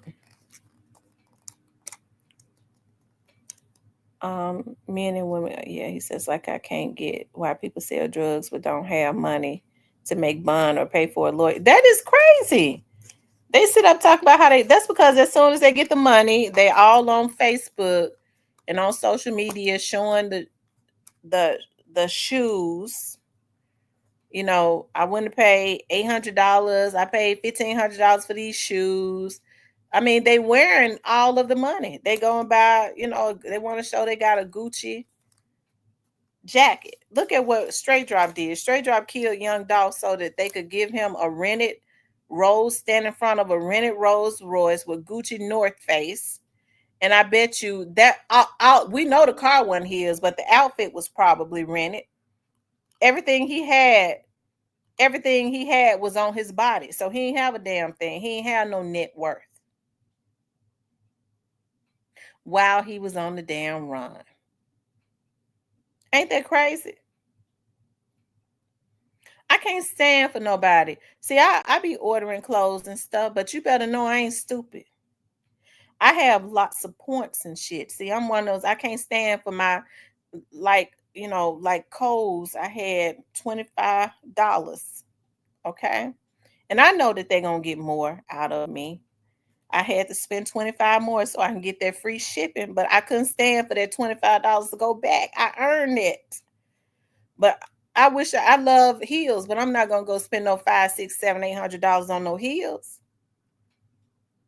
At the most, 100 and something. That's it. And it ain't gonna be in the high hundreds.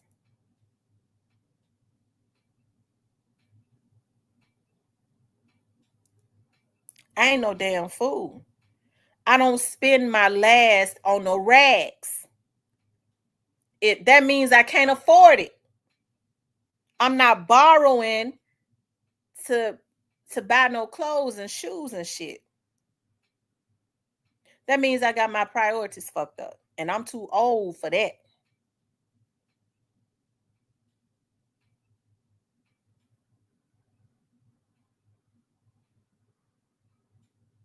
I be sitting outside mismanaging money and borrowing money. That means you stand in the hole.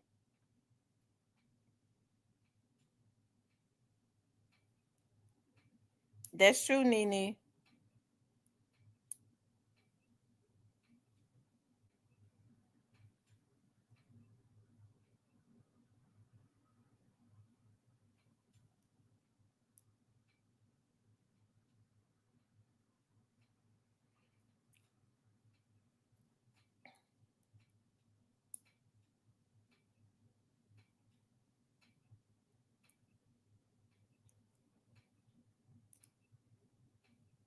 More women mismanage money than men. But so when you see a man that mismanage money, you know he pitifully sorry.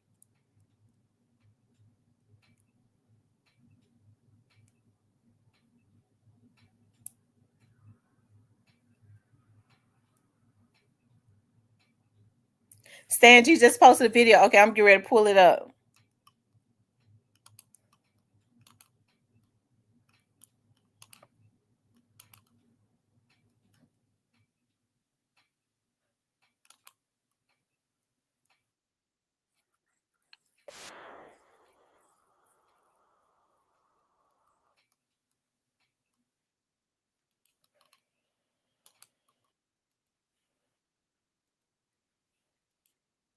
There's a lot of folks be doing stuff and they don't even know what they be doing when they be doing it. But when people start recording me and I record with them back,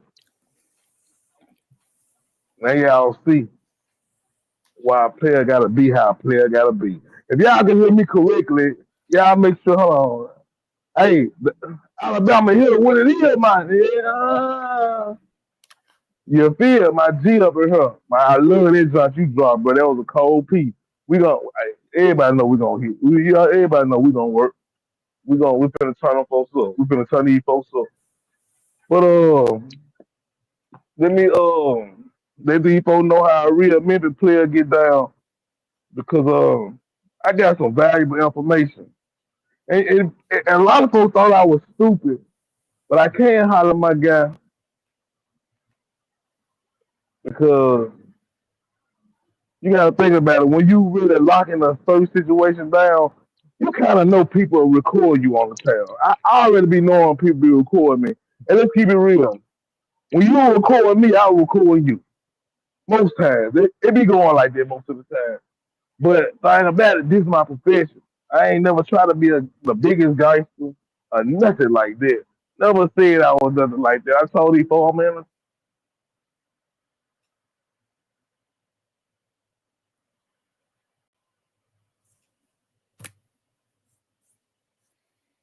His then I volume. got about their business, Jack. You know what I'm talking about? This business it just fit me more. You know what I'm talking about? I can do stuff like this.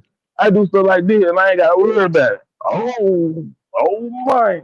I can do stuff like this, don't got to worry about it. Cause I love being me, man. You know what I'm talking about? I love being me. You feel me?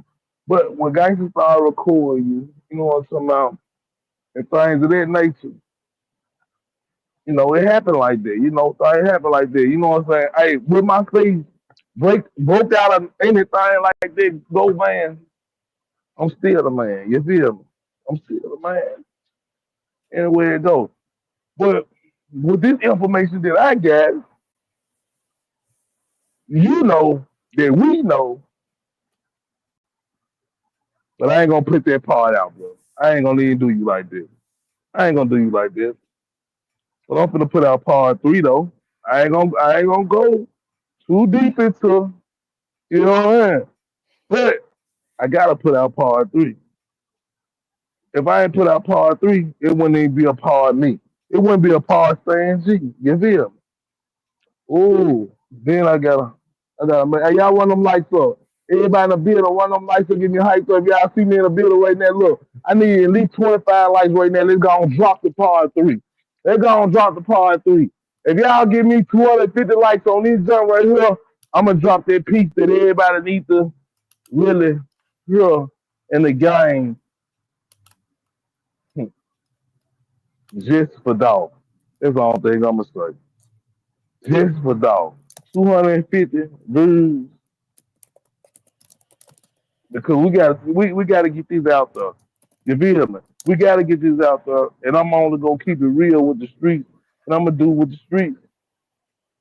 Matter of fact, I'm gonna give the streets what the streets need right now. Y'all run me up. Y'all run me up, man. You know what I'm saying? Y'all run me up. Shout out to Baby Boo, Diane, ooh wee. Yeah, shout out to you. You know what I'm talking about? Shout out to you for messing with me. But let's get straight to the meat and potatoes, man. You know what I'm saying? 'Cause they down to hear it so much, so I know the people want to hear everything. You know what I'm talking about? Oh my, the biggest Jack. Y'all run it up, man. Y'all run it up. Let me see where y'all at. Let me see where y'all at. Y'all ain't ran it up on me. Y'all ain't ran it up on me. Run it up on me. I know the world want to see. I know the world want to see because I know the world just tired of just all the rhetoric going on, and y'all got to come to stand G just to get the real deal what's going on in the streets. So sometimes you gotta shake things up and you gotta be in a mix to really know what's going on in the streets. A lot of folks don't be knowing what's going on. But you know how they go. You know what I'm saying? I don't expect for everybody to know what's going on. Because everybody ain't me. You feel me? If everybody ain't me, you understand G. Let me see what's going on. I don't even know nothing like this. You feel me? Oh my advocate, what it is, my G. Oh my. Hey, we the biggest in the world, man. You know what I'm talking about? I'm trying to let the people get in the building before I drop this last part, this part 3. You feel me? Shout out to all my guys up there. Shout out to Young Ma. Shout out, hey, free Stupid Duke, man. You know what I'm talking about? Free the real, free Brazen, man. 300-count Brazen until he to his backwards. You know what I'm talking about? Cause we got some major going on. Shout out to Adam 22. You know what I'm saying? Shout out everybody who been messing with me since from the bottom. Cause man, hey, y'all finna see me go straight to the top. Shout out to everybody who been putting it down. Hey, my guy, you got a lighter? Yeah, shout out to everybody who been messing with me though, man. Run it up, man. Y'all already know what's going on. Oh.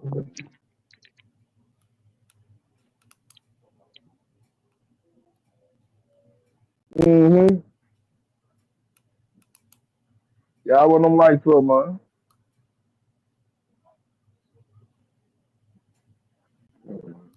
Appreciate it, man. Mm-hmm. Yeah, I'm still on these though. Look, y'all want them lights up. Want them lights up. So we're gonna play that part 3, man. You hear me?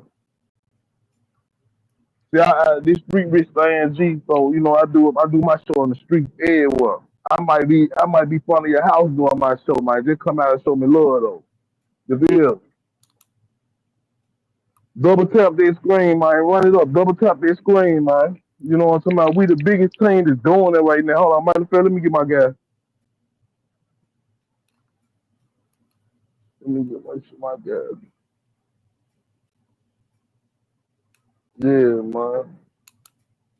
There you go. Alabama.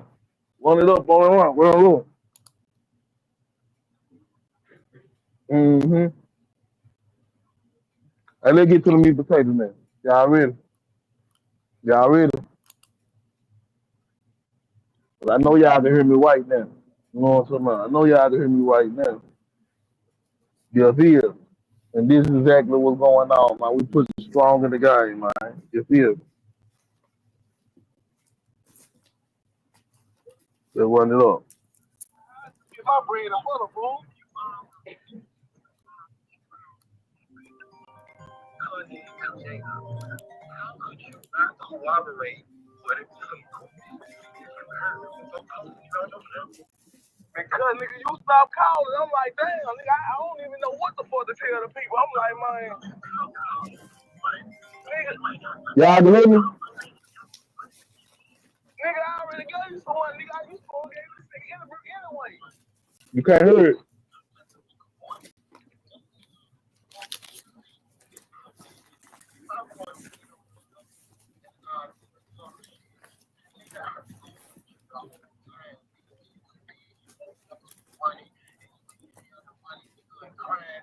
Oh my.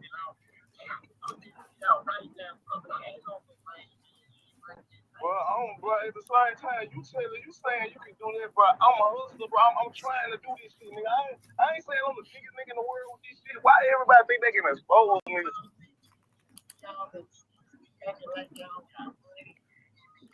Y'all can't hear it at all. Big or small. I am campaigning though. You gotta understand, nigga. I'm saying shit at the same time, bro. Oh man.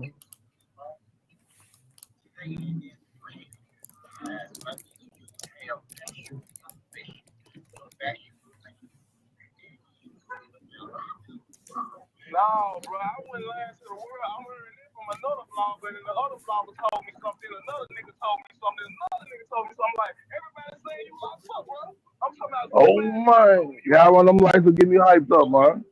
One of them lights up. bro, I can't do it like that, bro. You know what type of being on me? I'm telling you, bro. I ain't gonna lie, not so bad, but 3 for sure. 3 for sure. No, nigga, I ain't gonna lie, it's 3 for sure. And I ain't gonna say them niggas' names. Man.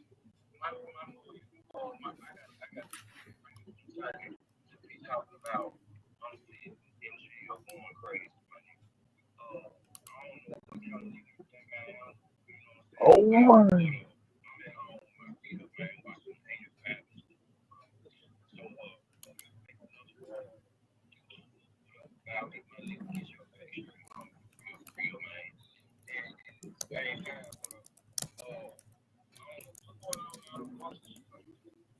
Damn, he did it like that. I done popped out on these folks, man. You feel? Everything coming back, man. Ain't gonna be what it gonna be. You feel me? My G turned to a comedian, man. Dang.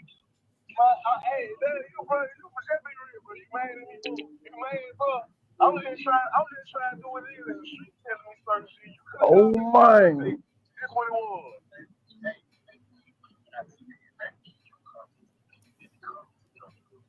Nigga, I ain't never been no goofy, bro. I play the entertainment shit, but I ain't never been no goofy, bro. Oh my. Yeah, that's cool. You said take it out the Bluetooth. Hold on, y'all can't hear it on the Bluetooth. Y'all can hear this on the Bluetooth. I'm trying to let y'all hear a little bit more of this junk. You know what I'm talking about? Y'all can hear this junk.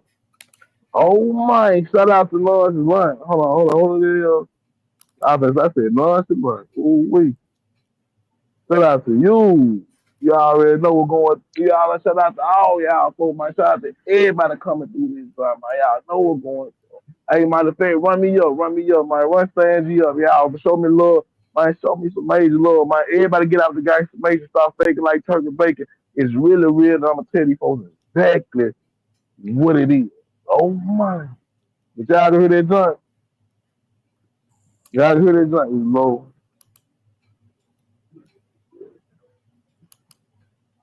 His was low. Okay. I'm gonna drop the real deal content after this. I'm gonna drop the whole video. I'm gonna drop it on IG. And then when I drop it on IG, I'm gonna come back around and drop it on her. You know what I'm saying? Because that's the best way I can cut this joint without putting too much out. Because at the same time, like I gotta let a lot of people do their job, but at the same time, I'm doing my job by putting this out. And I said I want to give y'all the rest of it, or let me give y'all at least, you know what I'm talking about, a little longer. Nah, this you in the comments. You in the comments. I know how this shit go. I was waiting on your call, nigga. That's why I said call. I said I'm waiting on the call, so I know exactly what's going on. And you called me, bro.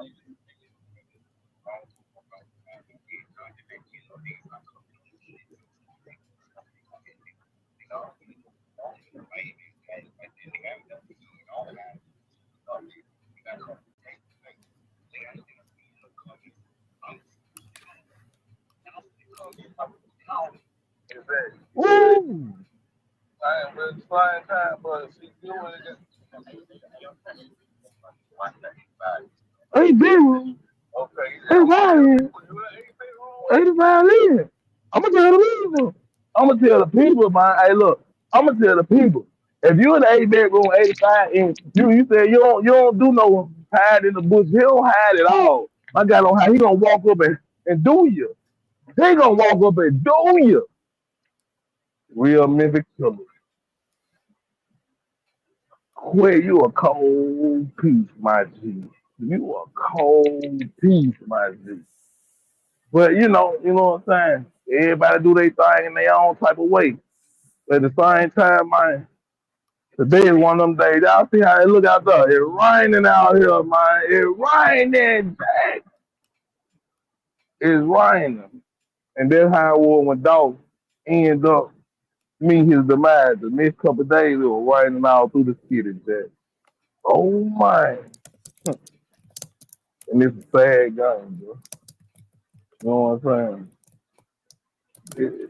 It's a cold gold world, bro. Cause thing about it, Dolph ain't in here to even to speak. So when I speak on him, I'm supposed to get mad because I'm speaking on Dolph. My dude ain't here no more. You know what I'm talking about? So what y'all want me to salute the other end because they took a valuable person out the world? So I supposed to say, oh, it's for a game because somebody got mad over music and a female. So now I'm supposed to be cool with it and say like, oh, I'm so scared that I can't say nothing. If you're wrong, you wrong, man. If you wrong, you wrong, and this is what it is. I ain't never said I was the richest person in this thing, but I'm running the game in my lane. I'm the biggest in my lane, though. In my lane, they can't mess with me. For real, for real. They can't mess with me. Not in my lane. Not me doing my thing. You feel me? Not me doing my thing. No, not at all, Jay. And this how we gonna react though. Run them lights up, man. Cause I need everybody to see this video. You know what I'm saying? It's just for dogs and all the real ones we involved. You know what I'm talking about? If we don't stand up behind a situation like this, man, we ain't gonna stand up about nothing. If we don't stand up behind a situation like this, we ain't gonna stand up for shit. And I know I'm telling the truth because the city ringing on me right now. The city the city is ringing on me right now. You hear me? You understand, G? But see, think about it. If you recorded a blogger, you'll record anybody in the game. You understand, G? But see, think about it. They are hate on you just like they hating on me. If you came up in the game, you know what I'm saying? It's so many levels to this thing. Y'all don't even know. These folks really faking like turkey bacon, but trying to up the scope on somebody who really trying to be somebody out here. Just because they trying to be somebody out here, they want to take you away. You know what I'm saying? They want to take you away. You think I ain't getting no threats at all, big or small? I'm just me and hard. I don't care. I'm me and hard. So I'm saying, take that down. Take this down. Don't mind you put that out. This I'm staying G when they said it done. I'm staying G when they said it done, man. I'm being Dallas in 2 more days. I'm being Houston 2 more days after that. Have it go, have it go. And this how I'm feeling now. You know what I'm talking about? Have it go, have it go. This how I'm feeling now. You feel me? And this how I'm coming, man. Ain't nobody stopping this train, man. You know what I'm talking about? Y'all might be scared, but I'm 10 steps ahead. I ain't going for nothing. And all my people gonna make sure they gonna live forever. Already, I got my people lined up. They gonna make sure this shit live forever. Oh man, and it's real talk, real for real. You understand, G? And that's how I really feel. When folks asking me how I feel, how I'm feeling, that's how I'm really feeling. And I'm pushing strong. And I'm pushing strong, Jay. You know what I'm saying? If you don't like what I do, then stay away from me. No, you ain't gotta call me at all, none of that. But at the same time, though, I'm gonna put it down. I'm gonna put it down for my people though. That's one thing I'm gonna do. It's a cold gold world. It's a cold gold game. Oh my! Hey, ain't nobody bigger than the program though. We gonna put that in the universe. Ain't nobody bigger than the program, man. You know what I'm saying? If you can record a nigga, a nigga can record you. If you can record a nigga can record you, man. You know what I'm talking about? For a game. For a game, man. For real, bro. Shout out to everybody who been riding with me, man. We gonna keep it popping. We ain't stopping at all, man. We finna get this pound together. You know what I'm talking about? Like, we finna take it to a whole nother level. Free braids. Shout out to Alabama Hill, man. We finna do something majorly. All through the South. We got the South on lock, man. Y'all already know. Me and my people, we the biggest. We got the South on lock. For real, for real. And that's just exactly what it is, man. Hey, look, y'all run them lights up, give me a hype up, man. I need everybody to run it up with me, man. Run it up with me. I need everybody to run it up with me, man. Ain't number love, man. Y'all know what's going on. But if y'all want to know anything right now, and if y'all give me a good 250 likes on this jump right here, run them lights up. On this jump right here, I'm gonna drop the whole thing. I don't even cut no more. You know what I'm talking about? They play with me, so now it's time for me to play with the streets now. You know what I'm saying? Since y'all play with me, I'm finna play now. We finna play now. The ball in my hand, though. The ball in my court. And I'm gone. Oh, my.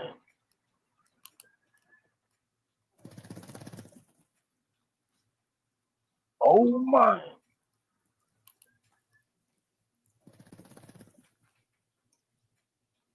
Oh, my.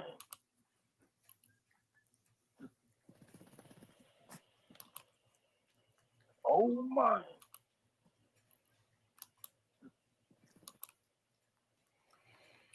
Okay. Wow. I guess we're here, but I hope we I don't think that Stan G is afraid or anything. But I do want him to be very careful, because when people are in desperate times and they feel like they already don't have anything to lose, um I don't know, I would say that, if anybody did anything to him, they have to be a damn fool to do that, knowing that the world is watching. People that could definitely edit their life. And when I say edit their life, the people that can lock them up, right? So, hey, yeah, you just have to be careful. So I pray for. I like Stan G. I do. I like him.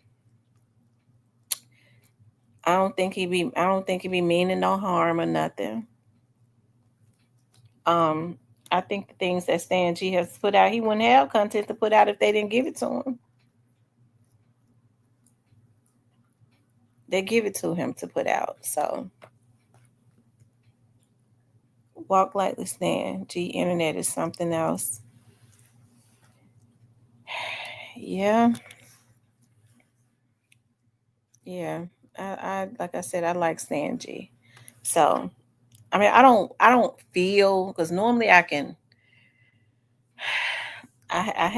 get tensed up and stuff when I feel like, you know, um something is gonna happen. But I just feel so, but folks are crazy.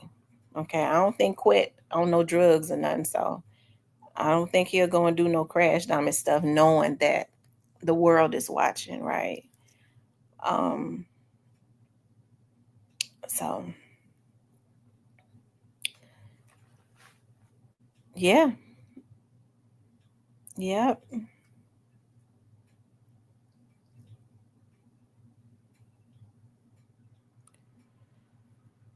So yeah. Mm-hmm.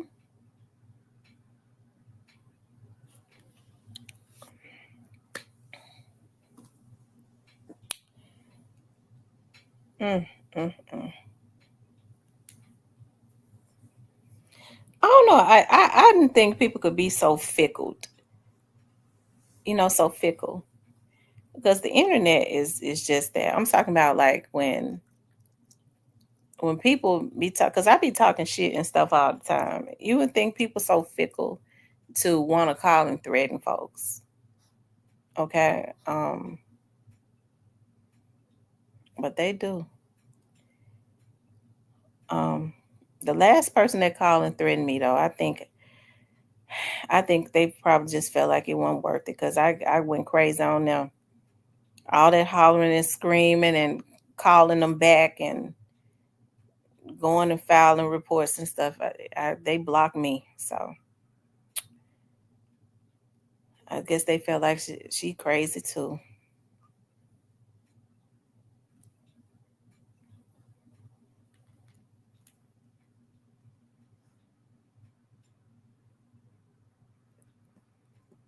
People be off of their rockers. Look how that guy was just standing up there at that corner that I was showing.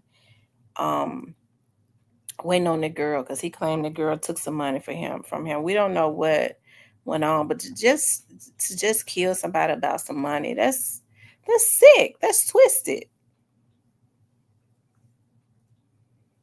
It is, or because they said something about you. I'm gonna kill you because you said something about me. That's a people like that. People like that deserve to have the worst to happen to them. I think that's one of the reasons why I'm so adamant, because I see how sensationalized the situation is with Doll. And I'm with law enforcement when they're they say that when they say that they're determined to send a message as it relates to these organizations popping up, that's supposed to be legitimate organizations, but you say something I don't like, I'm gonna kill you. I'm gonna use my money to put a hit out on you. I think a message has to be sent. And it's really something to me when I hear our community, which is really largely affected by this stuff, because we're losing our black men and women now. You know, these children are losing not only their fathers, but they're losing their mothers, right? But when I hear my community say, well, you know, you ain't supposed to be saying that. You said them words, you got to be looking at that. I can't stand no sensitive ass bitch. Okay? You think you could just kill somebody. And here's the thing, this is what these youngsters are not digesting. These old ass Negroes had them to go out and do these hits and mess their life up. And then they run hard from the damn police. If you're supposed to be a G, you're supposed to take that. I'm gonna tell y'all something. And I'm not saying that this is right. I don't even know if this is a good scenario to use. But I remember when I was a transcriptionist, I had to go type a statement for homicides. This guy came up there, and this guy seemed like a cool guy. He came up there, he had killed a guy. And so they asked him what happened. He says that he was having a hard time. He said the guy in the neighborhood, his girlfriend had put him out, told him he could stay at his house or whatever. And he said he woke up and the guy was down there doing the do on him with his mouth. He said, and when he jumped up, he couldn't believe it. And so the homicide investigators asked him, what you do after that? He said, I thought about it. He said, I pushed him up off of me. He said, I got ready to leave, and then I thought about it. He said, I went back in there, I looked at him, and I thought about this MF was just down on, just giving me fellatio. He said, and I took my gun and he looked at me, he said, make sure you get this baby girl. Because I had to type everything he said. He said, I took my gun and I shot him, filled him up with as many holes as I can fill him up with, and I take me to jail. See, these Negroes, now it was wrong. Okay, I'm not saying he was supposed to do that, but he said, now that take me to jail. He went and did his damn time. He didn't run. They ain't even have to chase him when they went and got him. These Negroes cowards. They want to jump out the bushes and knock folks down and then run from the police. That ain't gangster. And then with that, we're going to make the police do their job. No, you did that. You're supposed to be a G. Now you go do your time. It's against the law to kill people. You know what come behind that.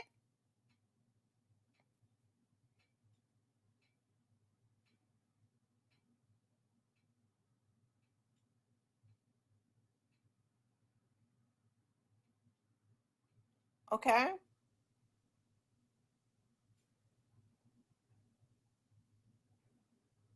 You already know when you kill somebody that you're going to have to go do your damn time. Why you run from the police? Straight Drop was way out in the cornfields trying to get to the cornfields where they was going to kill him. Because I'm telling you now, they was going to kill him.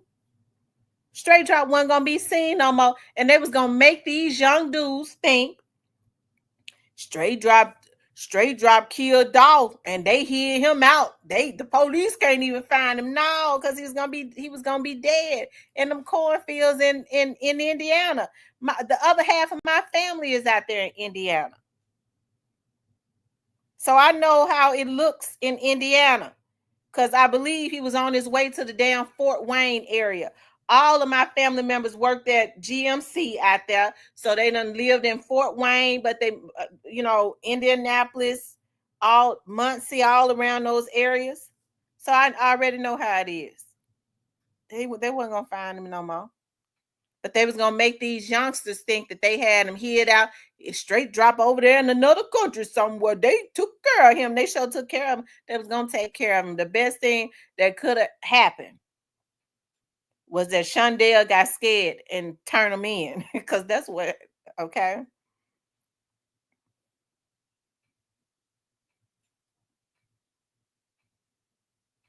But it don't make no sense, y'all.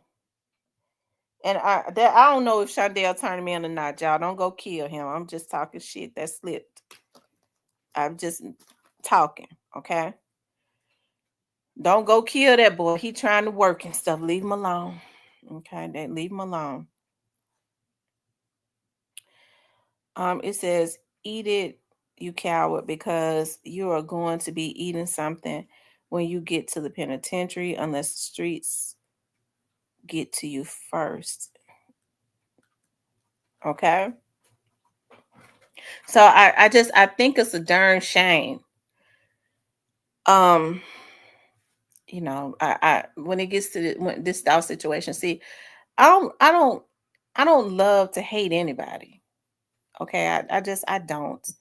But I have issues, especially with men that are my age. Gotti and them are my age, and folks say, "Well, you put all the emphasis on Gotti because that's where this stuff started at."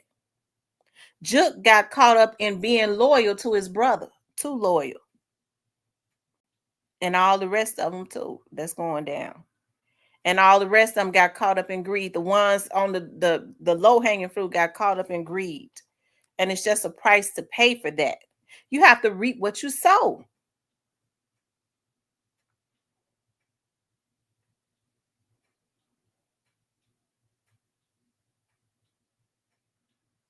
You have to reap what you sow. It's a darn shame you see these black men that have accrued all of this money. They could be, you know, taking care of their children, creating generational wealth, giving people jobs within the community. Instead, they're going to allow the feds to tie up their stuff. And they got every right to do it. I mean, the feds just pick on a black man. Well, they can't pick on you unless you give them the toothpick to pick at you. You put the toothpick in their hand and then get mad when they start picking. You can't be out here keep committing hits and sending hits. I think one of the reasons that Black Youngster asked, they were so adamant about stopping him, was because Black Youngster thought that they had used him. He thought he was going to create an atmosphere of nothing but fear. That's why the feds on his ass. And he ain't built for this. Because look at what he did. He went underground. He ain't built to deal with the type of pressure that they get ready to put on top of his head. You don't go and kill a man and then think you're going to exert fear to the whole world while the feds looking at you. What you have to understand is the government going to say who he think he is. First of all, we're going to drain him. We're going to drain the swamp. We're going to drain all his money. Then we're going to put his ass in jail. Ain't nobody going to think they bigger than us. So when you get to thinking, when you get into a battle with the government, because they might have some arrogance, you can't win against a system that can't run out of money. I don't know who these folks, these black folks is gone damn crazy. The white folks can't beat them. Didn't beat the feds. He still got convicted of 2 damn charges. And he looking at some time, so he ain't beat them. They still caused them a lot of discomfort. You can't beat the government.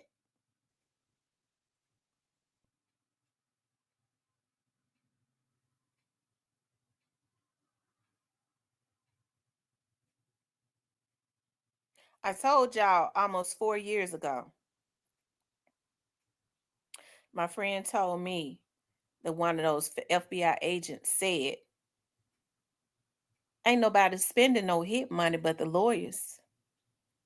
I knew then they was getting ready to tear down some buildings, brick by brick. Who been spending the motherfucking hit money? Tell me, put into the chat what I said almost 4 years ago. Who been spending the hit money? Straight drop in jail. Cornelius in jail. A lot of the rest of them have been caused discomfort, getting lawyering up and all of that. Who been spending hit money? The lawyers. They've been creating generational wealth. They took out a man that could be out with his family and raising his kids to create generational wealth in another community, because they ain't spending no hit money. Now they get ready to create wealth within the private jail system. And folks are like, you know, they build them jails for us. Yeah. They build the jails for them because they know they're going to occupy them. They know that they're going to get their asses out there and think that they can be some mobsters and take some hit money to kill somebody, and then they're going to convict them and send them to jail, and then they're going to make the private jail systems rich because they're going to have to buy everything that they got from up out of there. So I can't feel sorry for people that, you know, I did have a bleeding heart, and I was like, y'all know I was screaming on every rooftop, our black men this, we know we do need our black men, but we don't need no stupid motherfucker. Because you less than a damn man if you call yourself a hitter for another man. You talking about I'm protecting him. If he cares something about you, why don't he give you a legitimate job to take care of your damn family, bitch? Because you ain't no hero being a hitman, jeopardizing the life of your family. And then you got to go away from your women and your kids. How you a damn hero? You a loser. So then they want to talk bad about the women because she's stressed out. She mad because I know me. Okay? Because I know me. Pay more attention to what, Miss T. I'm going to talk. I'm going to let them know. You mad at the woman. You want to talk bad about, you know, these women ain't shit. His nigga went to jail for 20 years and she moved on with her life. She ain't much even let him see his kids. Why she got to cause herself discomfort taking her kids all behind the walls, all to German jail to see his daddy, because his daddy chose to be loyal to another man instead of them. You leave your woman out there with nothing. He said he gonna take care of you. Yeah, he wanna lay up with your damn woman. That's why he chose you for the mission. In hopes you get caught so he can go and lay up with your woman. You put your woman in a vulnerable position talking about this dude say he gonna take care of her. What kind of man is that? Making your woman go to another man. Okay? When you supposed to be taking care of her. No, she's supposed to leave him. And I wouldn't take my kids to no damn jail cell either. You chose that. You chose it. You chose another man and organization over us? Hell no, F you.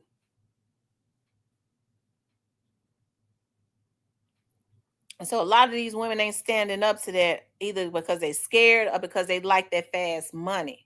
They ain't doing it right. Because if you really rocking with him like that, you're going to tell him you better rethink that, brother. Because you can't bring no danger here to me and your kids. And if you think you're going to go do some time for that nigga, you already chose him over your family. It's over. Everybody just being passive for that fast money, for them damn red bottoms, that fake ass life. Nah, we don't rock like that. You gonna be a family man. You gonna be a family man for real. That nigga call himself running a record label. He better make you an exec, a real exec. Get out there and scout some damn talent. But bitch, you ain't get ready to be no hitman. And you think you're gonna run up in this house bringing danger and bad luck up in here to me and your kids. And you shouldn't even want that. I ain't gonna be laying next to no man every night and I can't influence him. He's supposed to listen to me. The only other woman that's supposed to be able to influence him is his mama. If I can't influence him, I'm laying next to the wrong dude.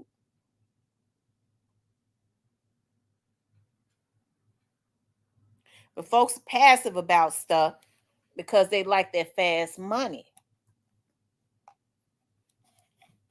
And if his mindset is that anyways, and I got to try to I gotta redirect him from that, then he a damn fool anyways.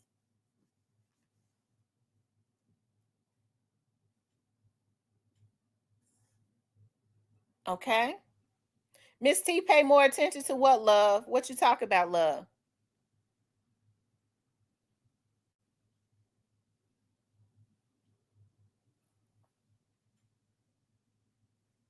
So I don't know I don't really understand what's going on, because it's animalistic to just want to just kill another human being without an issue, a human being that's not a threat to your person, just for some money. Hell, if Gotti had an issue with Dolph, he should have went and knocked that chip off his shoulder. Even if he was brave enough to knock the chip off of his shoulder, he never would have been okay with just fighting Dolph, because he wanted what he had. That's why we see him trying to do a lot of the things that Dolph, regurgitate a lot of the things that Dolph was doing. And I don't want to make it into no pissing contest, but this stuff, I mean, if we're going to be real about it, we just got to put it out there. That dude was wrong for having that boy killed. And when you get through, he's at the root of all of this. See, people don't like when I start going back. Well, Juke did it. Well, who was trying to kill him? Juke name didn't come up when they shot him in North Carolina. Juke name didn't come up when they shot him in LA. Who was behind that? So when Black Youngster and them was going to court, they tried to say something to him on the Breakfast Club. That's my little brother.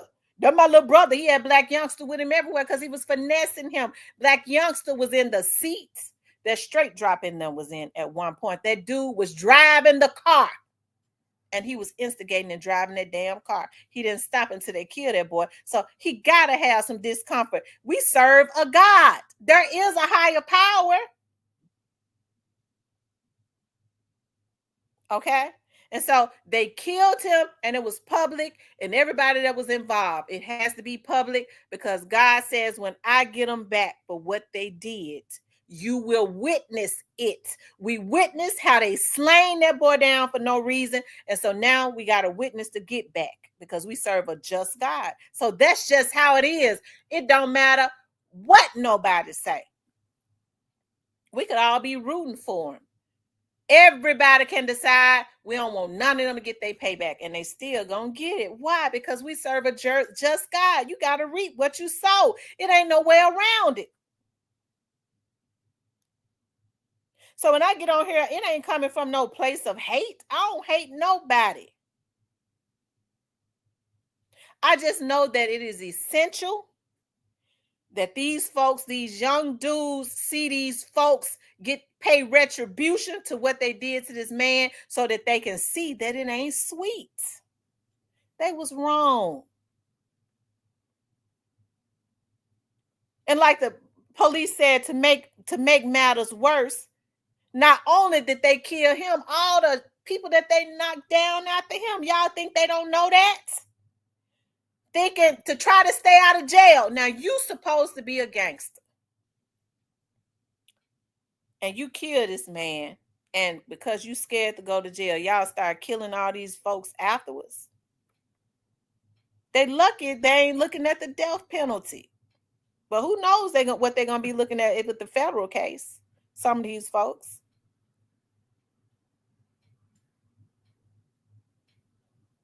You have to reap what you sow.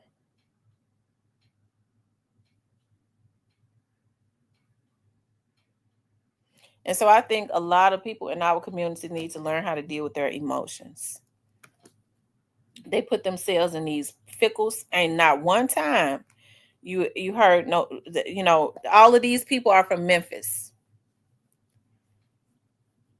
And hey, I was one of the first to say, I don't think that Orange Mound Quet is the mastermind, because he ain't.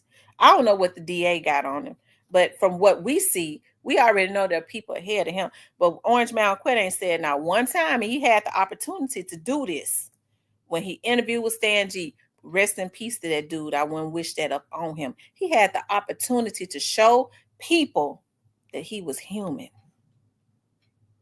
He ain't did that. I ain't had nothing to do with that, but rest in peace to that dude.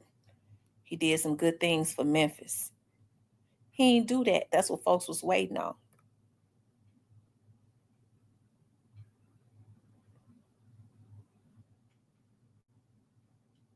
Okay.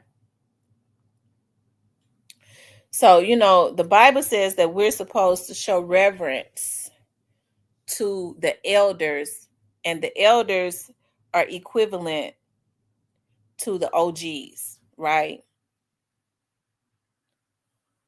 But look at what the OGs are doing and how they're misguiding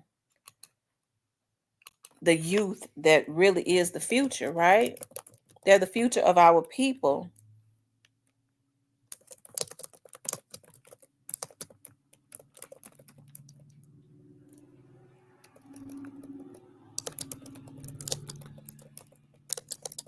Hold on. It says the Bible consistently instructs believers to show respect to elders, emphasizing this through various passages that highlight the importance of honoring those who are older, both in the family and the broader community. These OGs are really, an OG is another word for elder. They're supposed to come with wisdom, and the Bible speaks about showing them respect because they're supposed to have wisdom. As your ass get old, you're supposed to have some type of sense and wisdom. But they're encouraging these dudes to crash out, and God ain't pleased about that, because straight drop in them. They made their own bed, but they still represent the future of our race. The young people represent our future. They're supposed to carry on the legacy. And the people that are supposed to be wise are helping them to an early demise. God ain't pleased with that.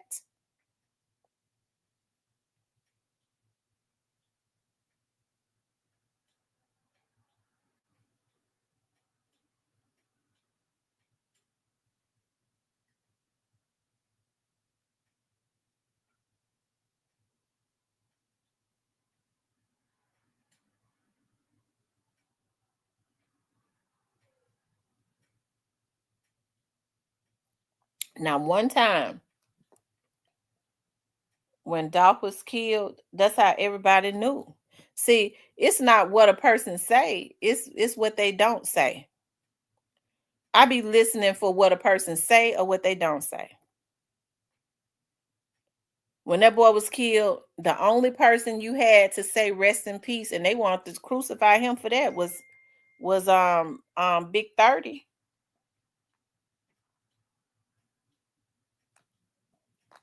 Was Big 30. Whether it was real or not, he was brave enough to do it. That's why I kind of like Big 30. Okay. You had people that wasn't involved that was scared. That lets you know that all of these folks knew exactly what had happened to their boy, and they was jealous of him. They didn't care about God and them just killing him, because they weren't supposed to mess with them. They was jealous of him. They was jealous because he earned his stuff and he popped his shit. He surpassed them. They was wrong. They was wrong for how they did him. They was dead wrong. And they got to pay for that. It ain't no way around it. It just ain't no way around it. You have to reap what you sow. We all have had to reap what we've sown. I've done some things I know I had to pay for. I did some things, and after I did it, I knew I shouldn't have did it. I go, oh, I had that feeling. Every time I do something I ain't supposed to do, I don't do it too often now. Okay. Something in my mind always say, you shouldn't have did that. That voice always said after I do it, you shouldn't have did that. When I hear that voice in my head, I already know that I'm gonna pay. I already know that I'm gonna pay when I hear that voice say, you shouldn't have did that.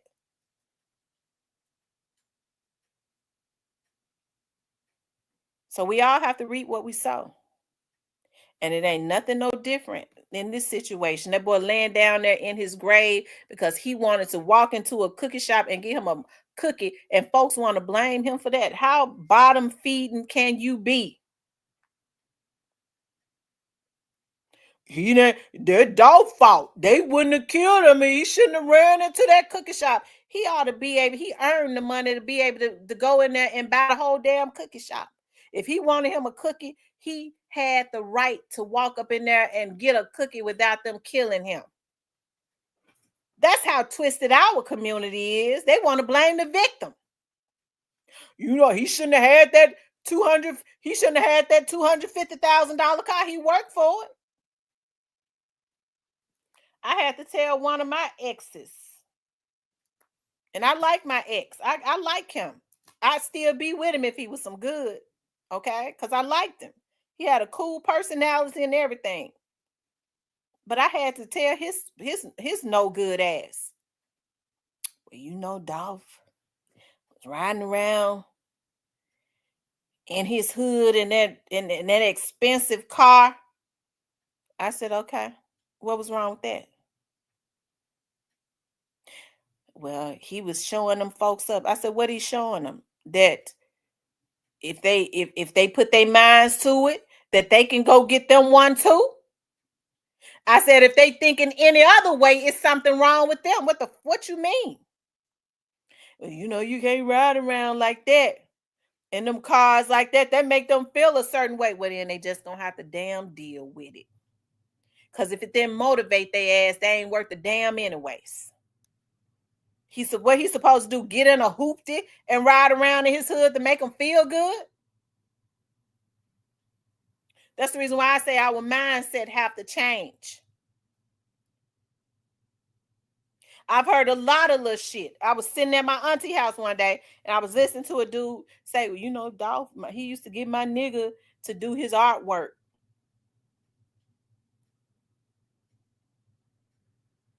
They can't turn dirt to diamond. That's right. We don't, he said, we don't normalize wealth because we use to poverty. We try and make poverty look great. That's right. You sitting up and you ain't got nothing and you spend your last dime on some damn rags and shoes. And if you ain't got the money to get it, you gonna borrow and put yourself in debt some more. That's a messed up mindset.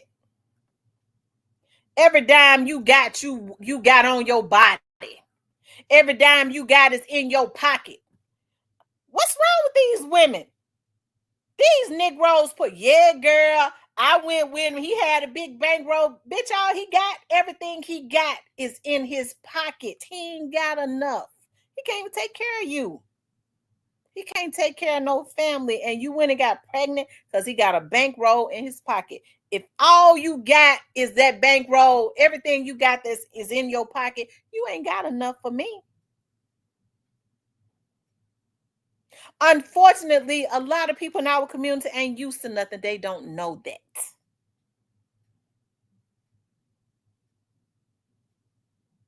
Okay? But I was sitting at my auntie house right after Dolph was killed. And this dude was talking about, one of my cousin's friends was talking about Dolph was messing with his friend. His friend was doing Dolph artwork in the very beginning. And he said, and I told Dolph, you know, Dolph was my nigga. I told him Dolph should have messed with you more. That's how he talk. That's how he sound. I said he should have messed with him more. What you talking about? He didn't pay him? Yeah, he paid him, but when he started making more money, he went and started using somebody else. I told him Dolph wasn't right. He didn't mess with him like that. He should have messed with him more than what he messed with him. So he got mad because the man started making more money, learning more about the business, when it got somebody else that's probably had better up-to-date equipment to do better artwork for him. Our people screwed up from the flow up. Instead of telling dude, figure out why he going to that dude if you got access to him, and ask him what I need to do to get you to come back to me. That's how you do fucking business. Why you go over there? Oh, he got better equipment. What kind of equipment he got? Because you was a good customer. Instead of being mad at him and want him to stay down on my level, you supposed to bring yourself up to the level to be able to constantly get the damn business. Don't nobody owe you nothing.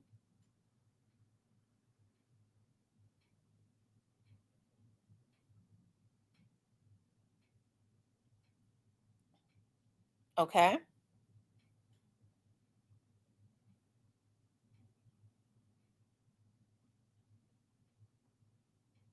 But it's a poverty mindset in my city, and I love my city. I be getting mad when I hear other people talk bad about Memphis. I do, but I'm gonna talk shit. You know, I don't try to stop them, but I be getting a little mad. Lord, they talk about my city. I love my city. I got a connection to my city. You can't live in a city your whole life.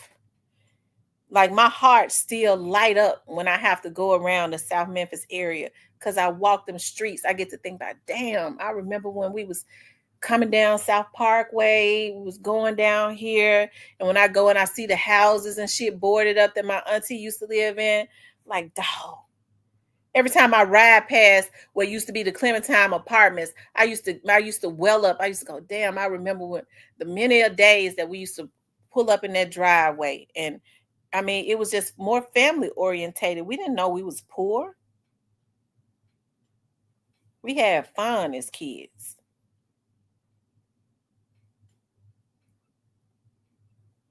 Okay.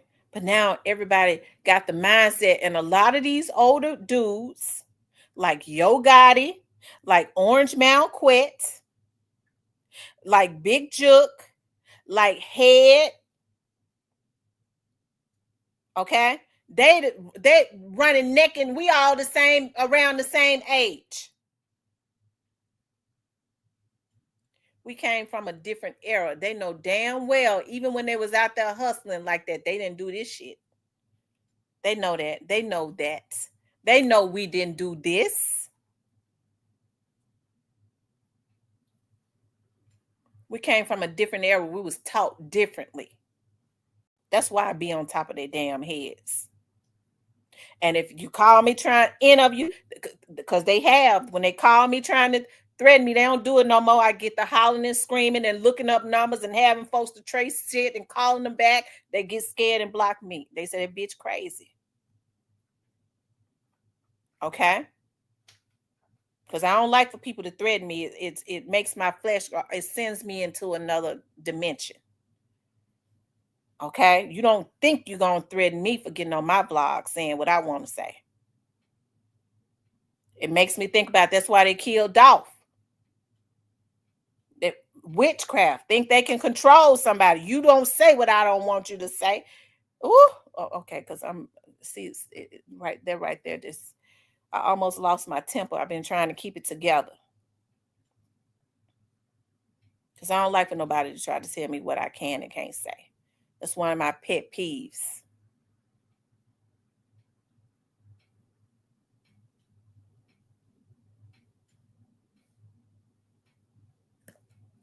Okay. We came from a different era.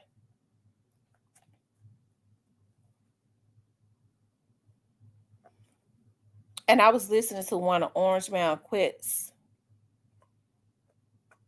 interviews. I know damn well he know better. That's the reason why I know he was absorbed. He absorbed what came from our era because I was listening to him talk. He said, man, we was allowed to be kids. He know the shit that dealing with dudes younger than him. You know what I'm saying? If they looked up to him as an OG or whatever, that's differently. But he was out in the street life, so he wasn't in a position to really be no elder to them. So he shouldn't have even been dealing with them.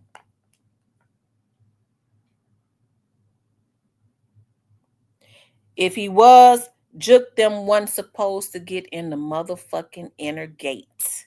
If he was going to be a real big brother to straight dropping them. They weren't supposed to be able to be in contact with them through him.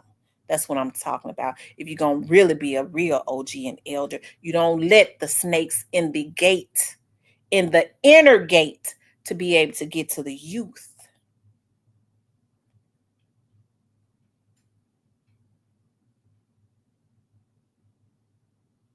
Okay.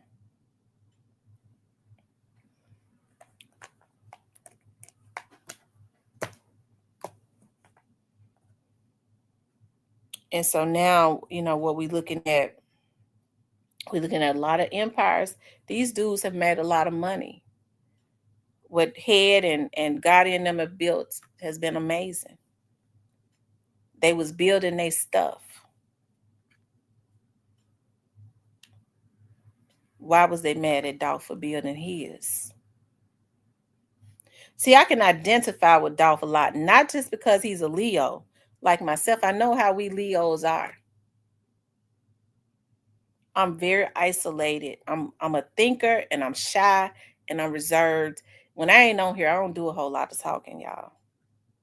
So people have always judged me because they see you on here, or they say, girl, this, and that. They expect you to be talking to them. I'm a thinker, and I watch people because I size them up pretty quick.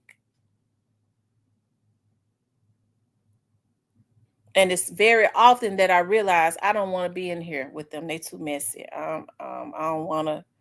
I don't like this atmosphere. I don't like the way this feel. I gotta go. Friend, I love you. I support you. I'll support you. I'll send you whatever. I'm gonna send you a cash app or something, but I'm gone.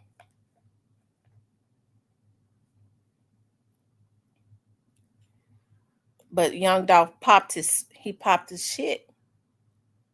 He had a right to be proud. That dude came from nothing. He had a right to be proud. Instead of going against him, they should have been trying to get with him. So he decided to be over here on the other side and just build his own, do it his own way. But because it's so much witchcraft in our community, you got folks sitting there talking about, if you can't be up under me, if I can't control you, you ain't gonna live. And that's why we at where we at now. Their ass is going to jail. Okay? Because them folks is gonna get them. That's not no wishful thinking. I'm telling you what's gonna happen. Have I ever lied to y'all before?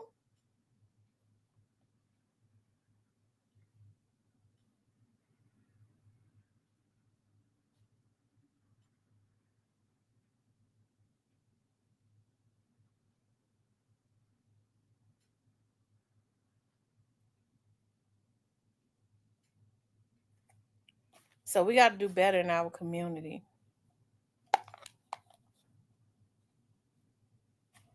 It's not the white man. I get so sick of that.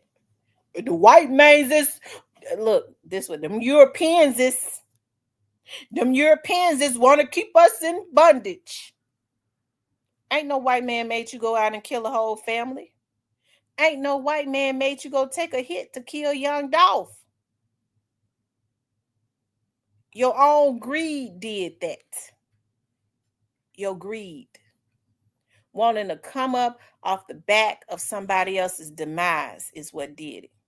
Because you already know when you dig one grave, it's yours. Okay? The grave that you dig, I don't believe that when you dig one grave, you better dig two. No, I done had many graves dug for me, and I ain't fell in there yet. The people that dug it fell in it. So the very grave you dig is always your own.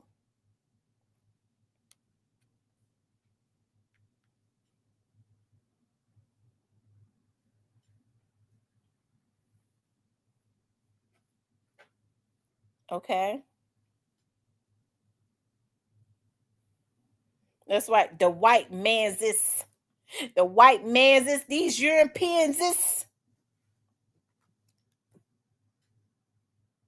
Y'all, we have such a covenant spirit when it comes to our community. I was talking to Alabama Hitter the other day, and we was having a conversation about some stuff. And it's so true.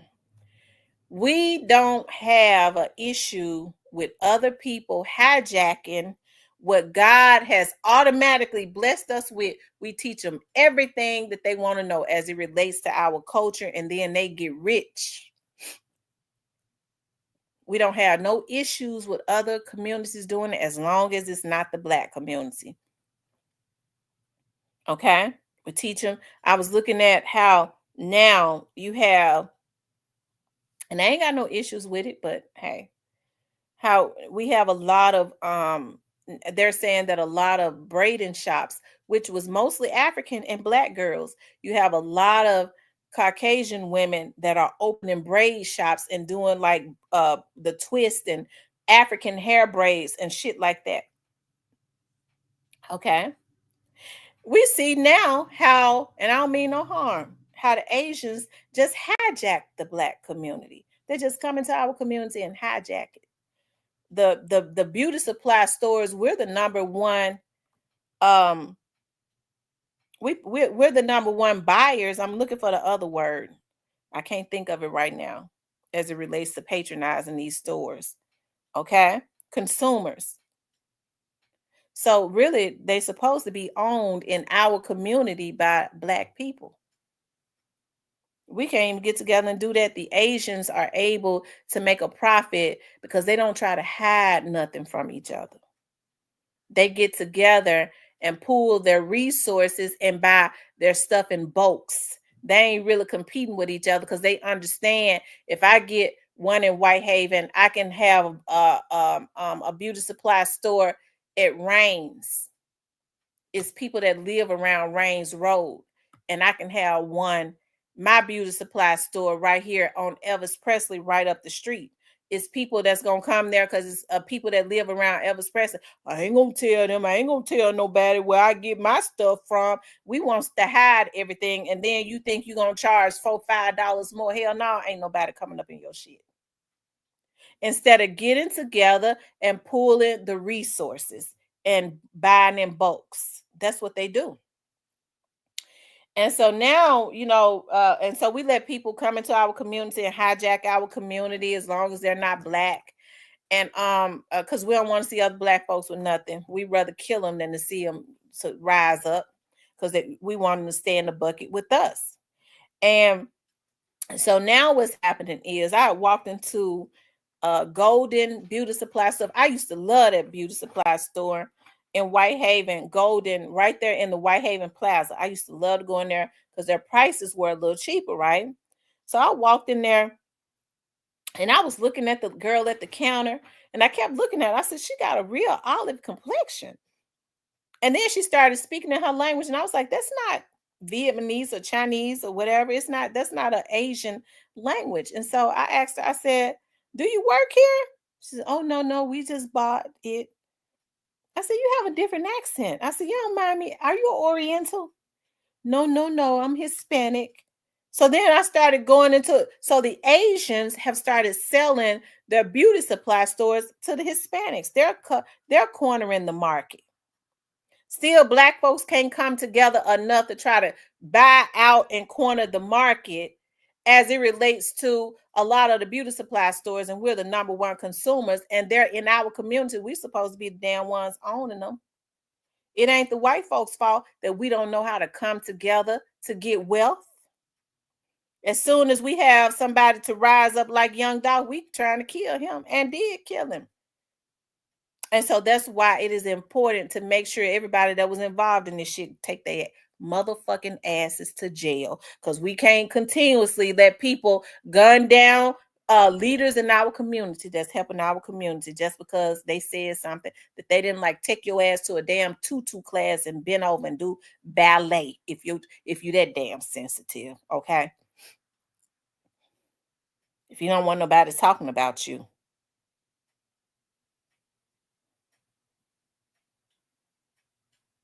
That's right. That we get to talking about, well, that's a Black-owned business. They sell ice.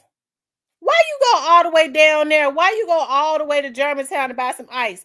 Well, the white man's ice is colder. That's the mindset that we have. I'm telling you, we are harder on each other. I was listening to this guy, and I kid you not. This white lady that he was in a relationship with called the police on him and got him locked up. Here, my right hand to the Lord. I was listening to that man, and he was saying, and she said, he's a true buck though. She said that she didn't know that when she called the police on me, that the police was gonna take me to jail. Now, if there had been a black woman that had called the police on, because what do you call the police for? You don't call the police out unless you know that, unless you want them to come and take somebody's ass to jail. Police don't come out to calm no situation. You know better than that. They'll take your ass to jail for that. They ain't gonna even come out if you say, I'm calling for the police to come and calm a situation. Now, in order for the 911 dispatcher to get somebody over there, you got to act like you in distress and say somebody gonna hit your ass. Okay? And so I was listening to that man say that, and then I turned around and talked to that white woman, and that lady was saying, "Oh, Lord have mercy." That lady talked. That lady called the police, told the police that man kicked her, threw her, knocked her all down the stairs, and some more shit. Okay, and sniggled about it. His background being messed up. Okay, but when it comes to us, we're harder on each other. You know, black women, that's a low down dirty beat. But since it was a white one, well, she didn't know, because you know she white and they don't be knowing nothing. Okay. Dot again says some celebrities will spend $50,000 in the Louis Vuitton store, but want black folks who created their own clothing line to give them a discount or let them wear clothes for sure.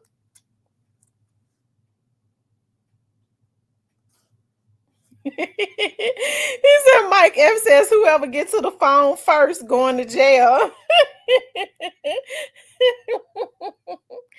Oh my God.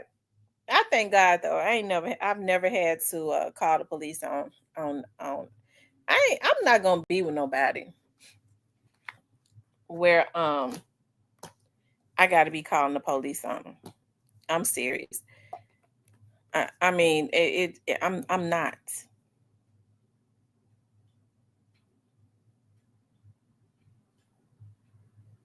Because if I tell that Negro to hit that door because he a little bit irate and he don't hit that door, then I got something to make him hit it. Okay?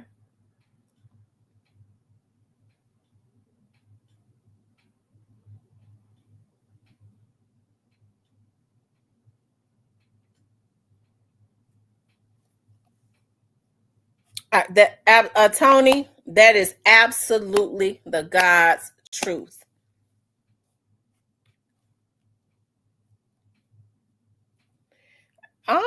You know, that's a lot of the issues that black businesses have. You know, people feel like they're doing you a favor. Can't you give me a discount? I sure can't. I would have folks to say to me, well, why don't you give me a couple months on TV free to promote my business? And if people come to me, then if I get some business, then I'll start paying for it. Bitch, I don't care if your business go out of business if you think you're gonna do me like that. See, that's the type of stuff that make you get vulgar, but that's the type of mentality that our people have. Let me tell you something, what I learned in being in business. Black people try to find a reason not to do business with you, whereas white people try to find a reason to do business with you.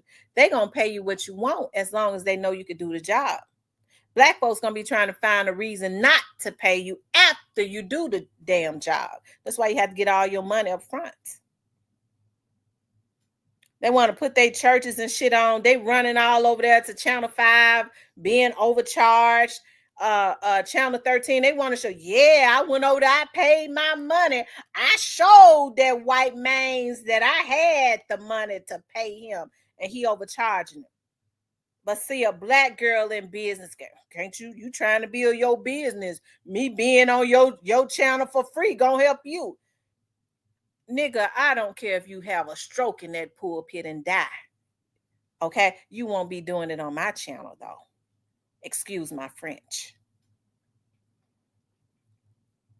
That's the type of stuff that makes a lot of what go on with us is us and how we treat each other. She made Susie mad. So I'm going to call and try and get her fired. Susie just called you almost everything but a nigga. You and your kids, you buck. That's how we are in our community.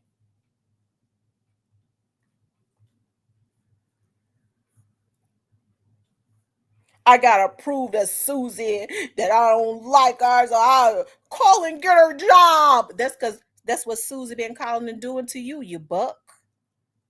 You slave. And so we develop the mentality of those who have kept us enslaved against each other.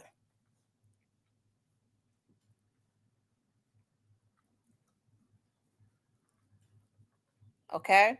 That's why I have nothing but disgust for people like that. Nothing but disgust. I don't be wanting to fool with them. I don't like them. I can't stand them. They can never, it can never. That's why I don't mend fences. I don't have no issues with not mending fences with people like that.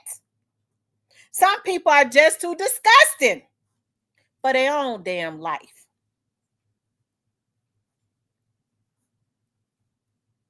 You be sitting up trying to help them. I'm a damn investigator. I be trying to get to, when I like people, I be trying to, I don't care how I be fussing, I be trying to, this right here is a problem. I'm trying to see what the problem is so I can figure out what's been going on so I can try and help them. And folks will try to destroy you so they can stay on the slave farm.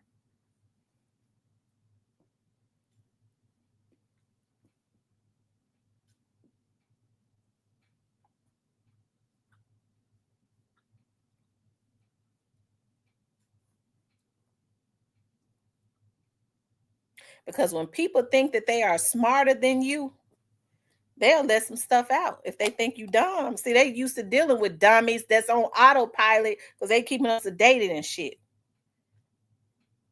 So if they've been dealing with folks that they think is lower than them and they smarter than them, they'll let some shit out to you.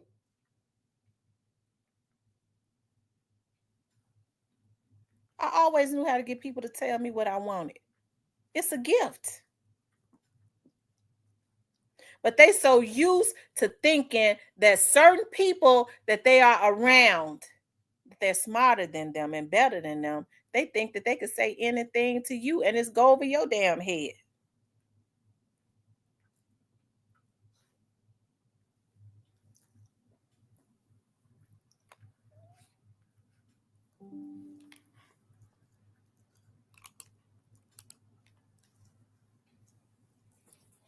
Okay, I was talking to this white guy, and he was saying, out of North Carolina, he was talking about his ex-wife. Okay, and he said, yeah, all she ever did was cheat on me with black guys, so because she could control them, but she'd make every black man think that he was the first black man. And it runs a cuckabug buck crazy. I'm the first black man that white woman had. I'm special. Her husband said all she did was cheat with black men.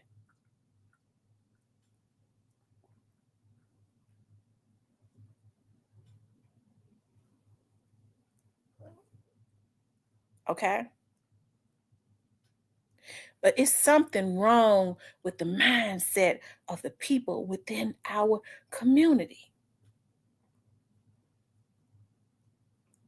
Okay?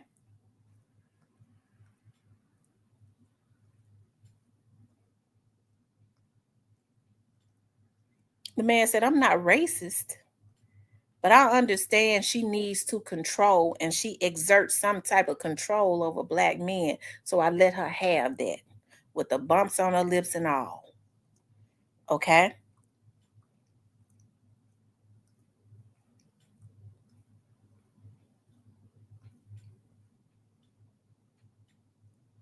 Anyway, y'all, I gotta run to the store.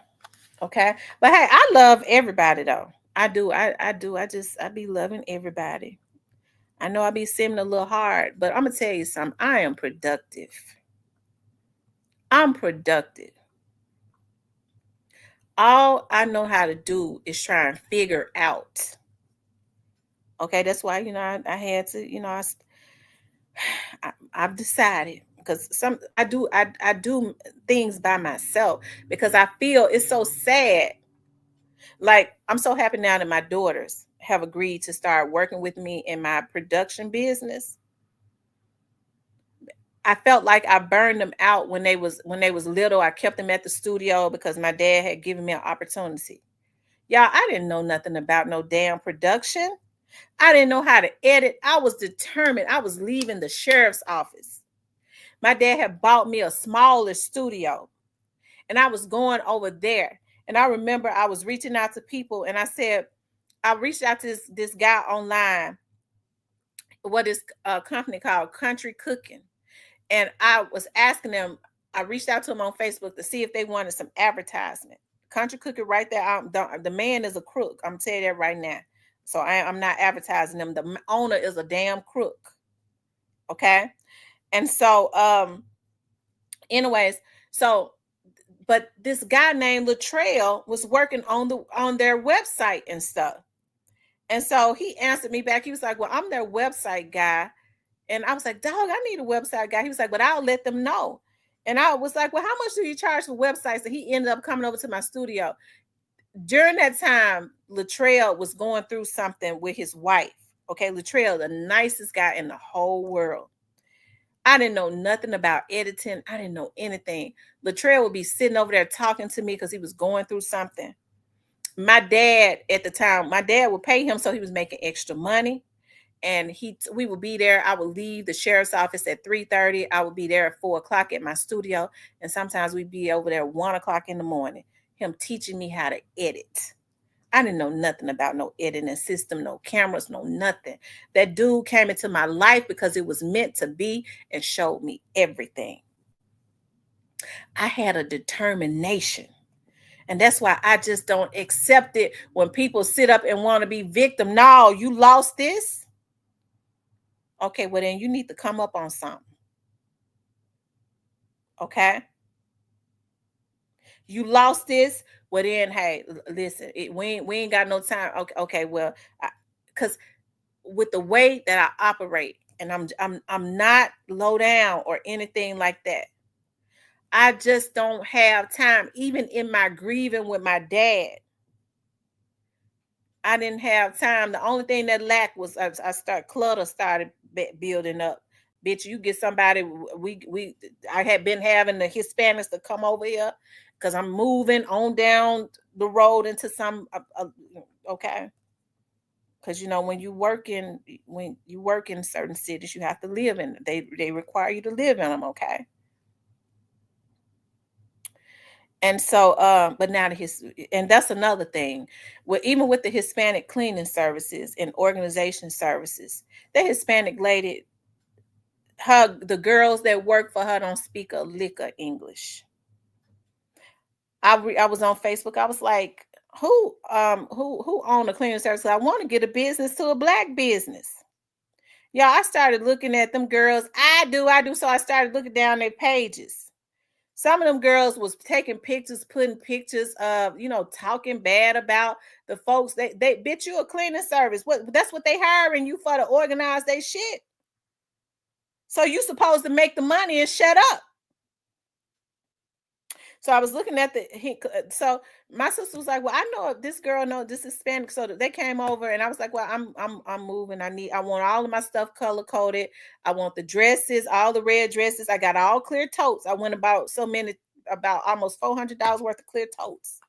I said, I don't want no more. I'm not putting my stuff in no boxes. I likes to see shit. So I want you to put them in the clear totes. I want them color coded. I said, how much is it gonna be to do all of that, to organize? Because I'm moving to have everything the way I want it. So I can just put the totes on in the U-Haul, and I ain't got to do much. That lady looked, she was like, oh, well, everything, they'll do everything. I said, and of course, I need everything, because I'm gonna need them to come. She was like, okay, but this is what we do. I'll give you a plan. We'll come the first thing, like for everything, it'll be $500. And then when you go over to your new place, you want us to go over there, sanitize that. We'll help to unpack a lot of it. She gave me another price for that. Them girls walked up into my place. They came to me with that English app. They couldn't speak a lick of English. They were speaking in the app from their phone. We want to go take a break. They got their lunch, heated their stuff up in my white microwave, sat at my table, ate their lunch for all about 20 minutes. Them girls worked for 8 hours, organizing my shit, putting my shit in totes, everything out of all of my seasonings and stuff like that. They're all in totes where I could see them packing up and organizing my stuff. And they was here almost all day. Not one time did they stop. They did that. They got a customer for life. But when we have to worry about, you start reading the reviews on us. Now, I did have before them, I had a white woman to come. She tried to tell me what to do in my house. She thought she was better than me. Okay? And got cussed out. Didn't do shit, but she got cussed out. And she look at it. I don't like to do that to people. She look out. I was getting ready to, okay? But they got customers for life. You have to want. You have to want it. That's why I like people that work hard. I don't care what kind of job they got.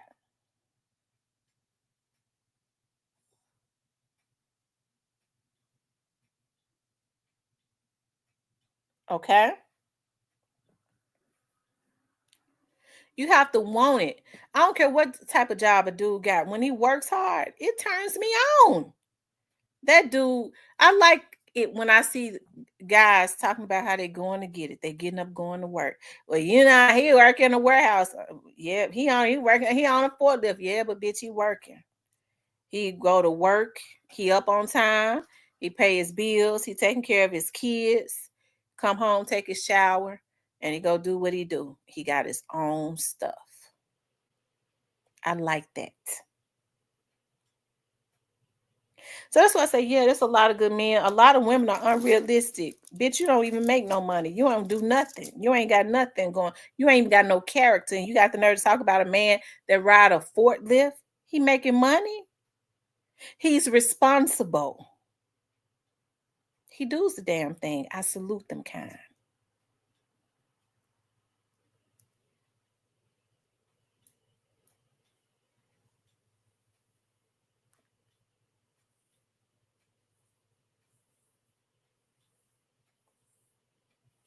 Okay.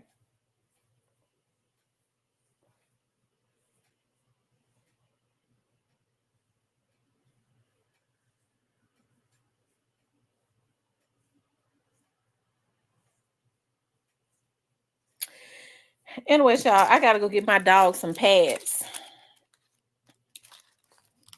They're getting low in pads. I gotta get them some pads, and I gotta get me another thing of coffee, and I need to go get me a scale. When they put my scale in, when they pack my scale up, I like glass stuff. My desk and stuff are glass. I like glass stuff. So my scale was glass. And so when it was digital, when they put I should have told them not to put that scale, not to pack that scale up, but it cracked and it ain't working right. I need my scale because I'm losing weight and I likes to feel good seeing all that weight. The last time I got on the scale, I had got to almost 20 pounds down. Okay.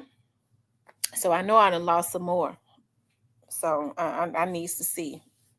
So I got to go get me a scale. And then I'm going to go holler at my mother. Watch when I tell mom, look, y'all, I be calling my mama. And I'll say, I don't care where I'm at. If I'm at a grocery store, she'll say, where you say you at? The grocery store, she gonna get quiet. She be trying to think of anything. Bring me a case of water. Lady, you was just at the grocery. Bring me some stovetop stuff. She gonna think of something. She don't even be needing it. She cannot stand for me to be in the grocery store and not bring her something. Oh, you say you in the grocery store, huh? Bring me a bell pepper. That's just I said, you cannot stand for me to be in the grocery store. She get quiet every time. Bring me an onion. What's up, Dorian? Look up a Within scale.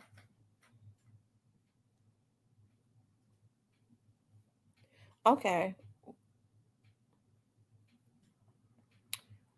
Within scale. Do they sell them in Walmart? Y'all know Walmart, my store. I got to go get me a watermelon today, too. Because I got a little bit left in the refrigerator. And I told this lady, this older lady that I used to work with at the sheriff's office, she'd been retired for years. And I told her when I go back down there, I had posted I wanted watermelon. She's like, I sure would like a watermelon. So I'm going to get her a watermelon, too. I'll get her a watermelon too. I goes to the market and get my watermelons. Y'all know I have to have. I'm gonna try to get 2 this time because I be eating them so fast. I be eating them too fast. So I'm gonna get me 2 this time, so I don't have to go to the market every week. Amazon to direct from the site, worth it and not to. Okay. Well, I'll just order me one because if I order from Amazon, I have it tomorrow. Therefore, I don't have to go in Walmart. I can just go straight in Sam's and then I go to the market, get my watermelon. They grows their watermelons on their watermelon farm. So they be sweet and good. And they are seeded. I do not eat seedless watermelons. And they have seeded grapes. It's so hard to find seeded grapes. But they have seeded grapes because they're organic farm.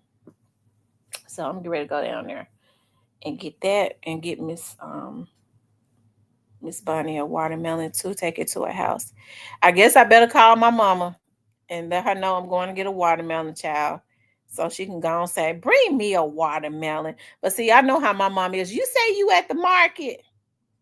Get me some grapes. She ain't gonna want to get me some grapes. Get me some peaches. You know them peaches be good. Do they got some? She can't stand for me to be somewhere and not at the grocery store. Anyways, you guys, I love you guys. I've been on here with you all 3.5 hours. Y'all make sure y'all go over there and support Stan G.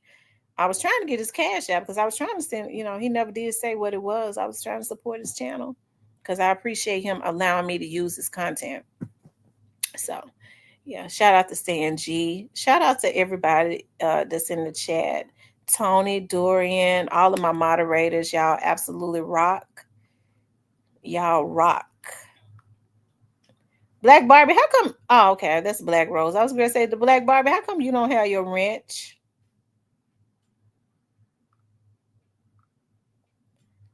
But she got her wrench, though.